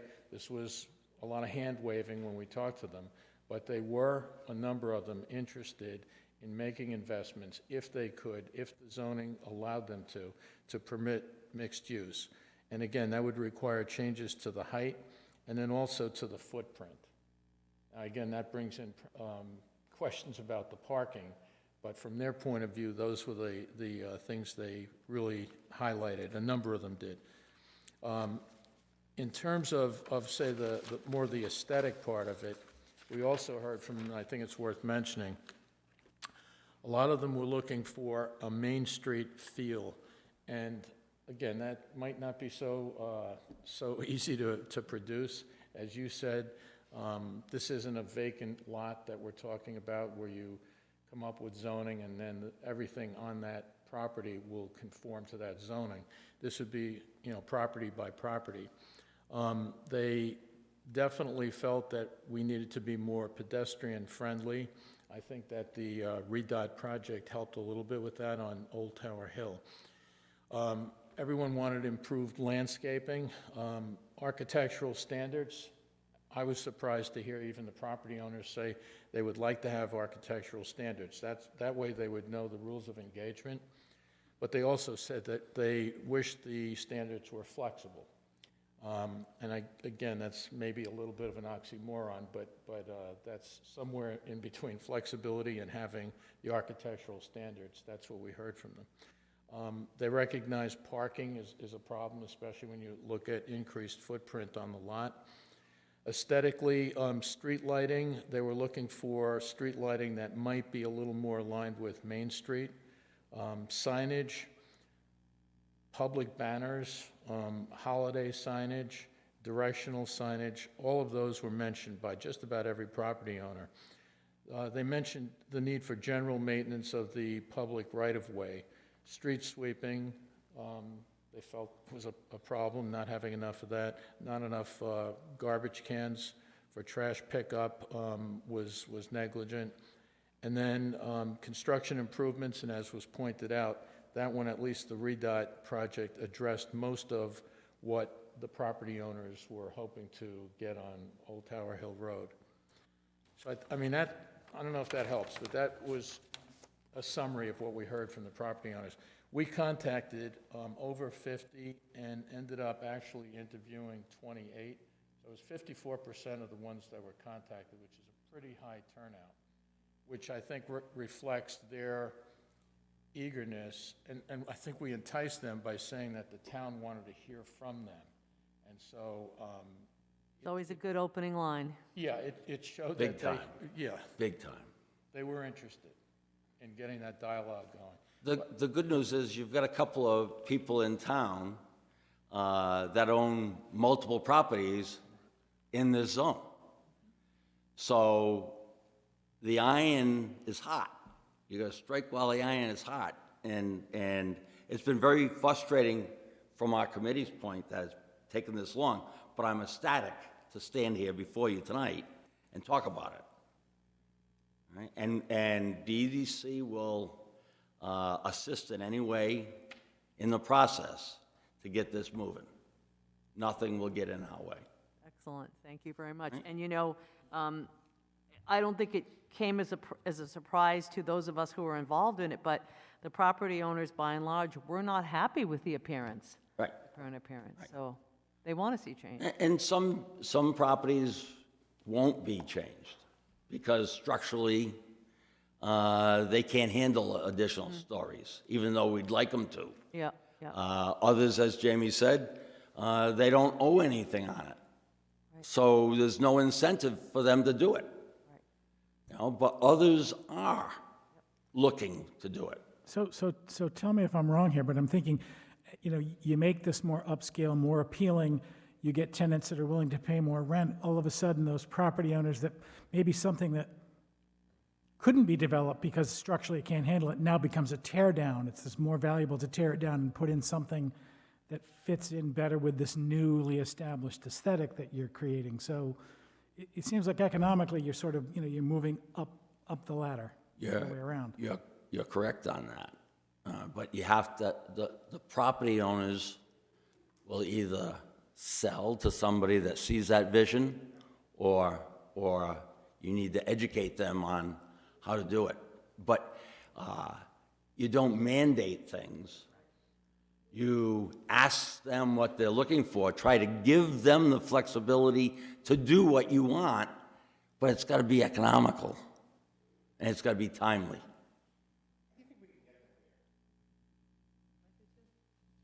In 2 weeks, I could have 25 people standing before you, but they don't want to waste their time.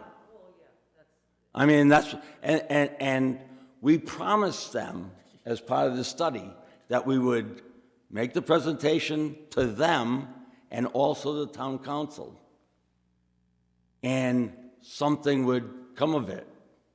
But that was 4.5 years ago. So when I go again, I'll be using my reputation to get them here. Some might send attorneys instead because that's how they deal with things, but We'll make sure the timing is right so that your reputation remains intact. I hope I'm around to see it. It's a sacrifice we're willing to make. And you know, even though we've talked a lot about mixed use as a general term, with all of the money that is now going to become available for housing, the interest and concern with regard to housing, housing is an important part of the whole mixed-use concept. So Big time, that's, big time. Yep. The upper two floors at least, maybe three, exactly, would be affordable housing. right. Any questions for Larry or Tom, or other comments? Thanks very much for coming out tonight. Thank you for having us. Maria, do you feel, and please correct me, is there some general consensus that I can work with Horsley Witten on potentially wrapping up the existing contract and then looking to reallocate what remains into a new endeavor, Yeah, I think so. creating, Everybody, in of essence, course a you- neighborhood plan for you- this area? said $120,000, that's big.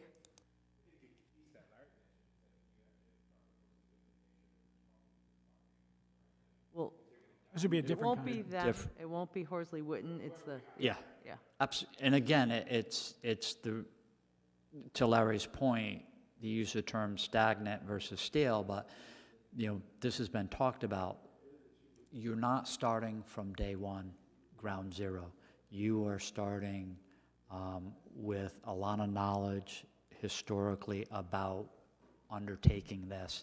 And I'm hoping a lot of the community's mindset is that, why has it taken you so long? Let's move forward, involve us in the process.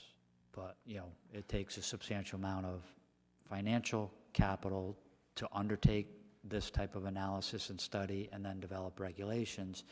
And if you want that community input and engagement, that takes a little bit of time too. If you just hired a consultant, did the visualization, wrote the regulations, you could probably do that in 6 months. And then the public would be at the rollout asking why you didn't engage with them, why weren't they involved, and no one talked to us. So,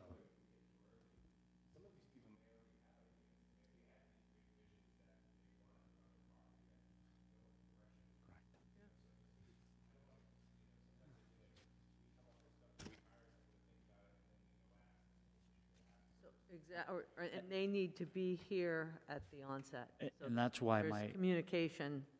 my tact of developing the vision for the corridor before you write the code is articulating the vision, understanding it both from the planning side, the community side, and the market side. Here's what you would like it to be over time. Now we'll write the code to try and make it accessible to developers to bring the vision to fruition.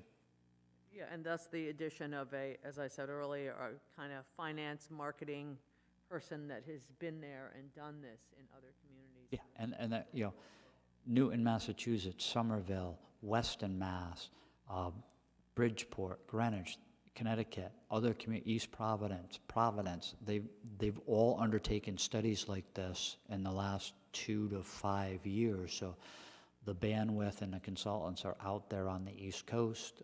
They're there, they're specialists, and they can tackle these types of projects. It's not the first time they've done it. But we're going to call it something different than study, right? It probably, to me, it's the development of a neighborhood plan for this particular area, because it's not just the commercial aspect of it. It's commercial, residential, placemaking, complete streets, green streets. It's, Right, because study just sounds a little, I think the great thing is that, to hear Larry talk about it, we want the same thing. yes. That, I'm sitting on the planning board going, And- wait a minute, what? the only other aspect I say that's unique to South Kingston is you're doing this, and you need to do it in a manner that doesn't destroy your existing downtown. So there isn't a mass exodus from downtown to the new shiny development just east of there, that they complement each other. Or the one at South County Commons. And again, that's knowing the financial bandwidth of what the area can support. Can it support another 1 million square feet of retail, or can it only support another 50,000 square feet? Okay, if there's nothing else on this for the moment, planning board liaison activities. Joe, do you have anything for us from the, No, we didn't have a meeting, right? There was no meeting in December.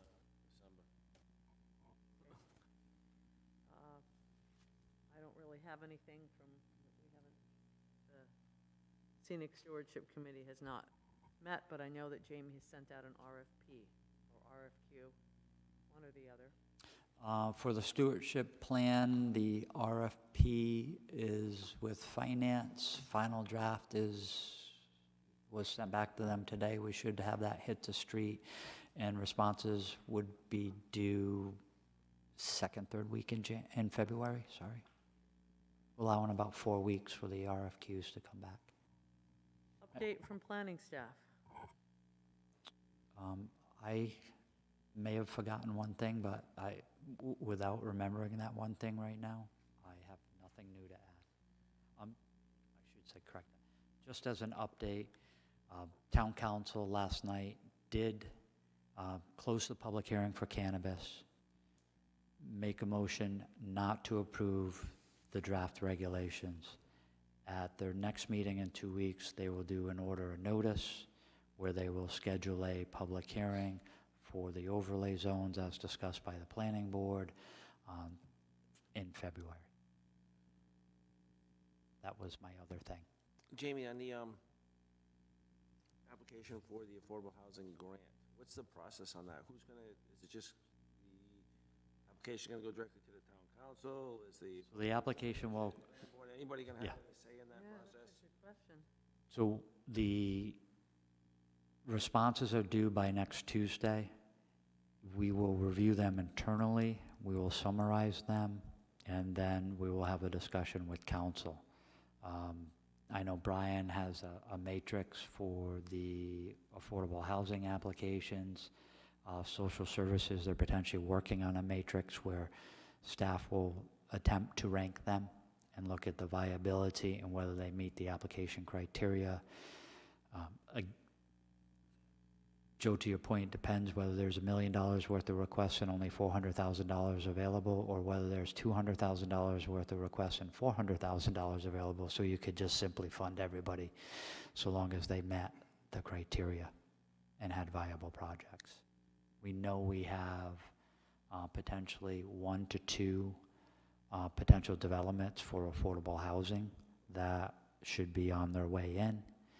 And we have potentially 1 for housing study and or master planning for the creation of affordable housing, and 1 for upgrading existing affordable housing and making it more livable. And then there may be 1 or 2 social service grants at this time. But again, like good planners, we wait till the last minute because deadlines are important, and we expect to have a number of them come in on Tuesday. So none of that money is for actual construction of housing? Oh, 375,000 So there's- for the development. There's $425,000 for social services, there's $375,000 for housing. I think the initial intent of the housing was for unit creation. As I mentioned, we are aware that there may be 1 or 2 that come in that are only at the master planning, which would allow them to develop the master plan to then go into the construction phase, but they're not shovel-ready yet. Yeah, I mean, it's like, So again, it depends how council rules. Council may decide we only want to use the money for unit creation, not for a plan to create the units in the future. yeah, I mean, it's like when we've heard from the governor and the state that there's $250 million for housing, and then someone asked the follow-up question, well, how much of that will actually go to build housing versus for something else? And it's a much smaller number than you might hope for. Yeah. So it's always I'd a like to good think that the, question to ask. I would like to think that the final Joe, we won't hear I'd you. like to think that the final criteria, decision, yes or no, is whether the unit's gonna become deed restricted or not. You know, you can have a study, but if you have a study and at the end of the day, they say, oh, nope, it's not worth it, thanks for the money, I think I'm gonna go with the market rate, you know, Again, the matrix puts some weight on the actual creation and then the viability or the longevity of the entity applying for the funds. So if it's a housing authority, there's some longevity there versus a private developer who, I'm not aware of any applications where a private developer is asking for planning funds to evaluate whether they can create affordable housing. The private sector or nonprofits are actually, it's unit creation. That's my understanding at this point in time. Thanks. Update on legal issues, recreational cannabis.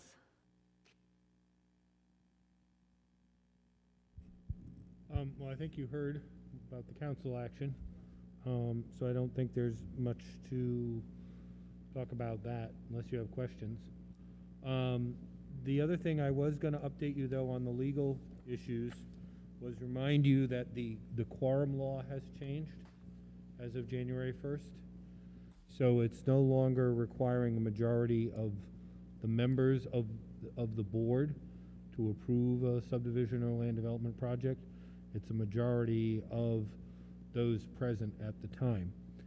So it doesn't really make much of a change. Essentially, it means that in certain circumstances, things could be approved by 3 members rather than 4. If you have 7 people here, you still need 4. If you have 6 people, you still need 4. If you have 5 or 4 members present, then 3 out of 5 or 3 out of 4 could approve a development. That's essentially the change that it would mean to you. Very good. And accessory family dwelling units are stumbling along because nobody really knows exactly what the legislature intended. We have a hunch, we have hunches, and as Maria knows, hopefully maybe the legislature will pass something that clarifies that, but at the meantime, we're taking our best guess on what they were intending, and we'll be working on amendments to that. Sounds good. Anything else from anybody? Motion to adjourn? Peter, second? Paul? All those in favor say aye. Aye. Carries. Thank you, everyone. Thank you and Happy New Year.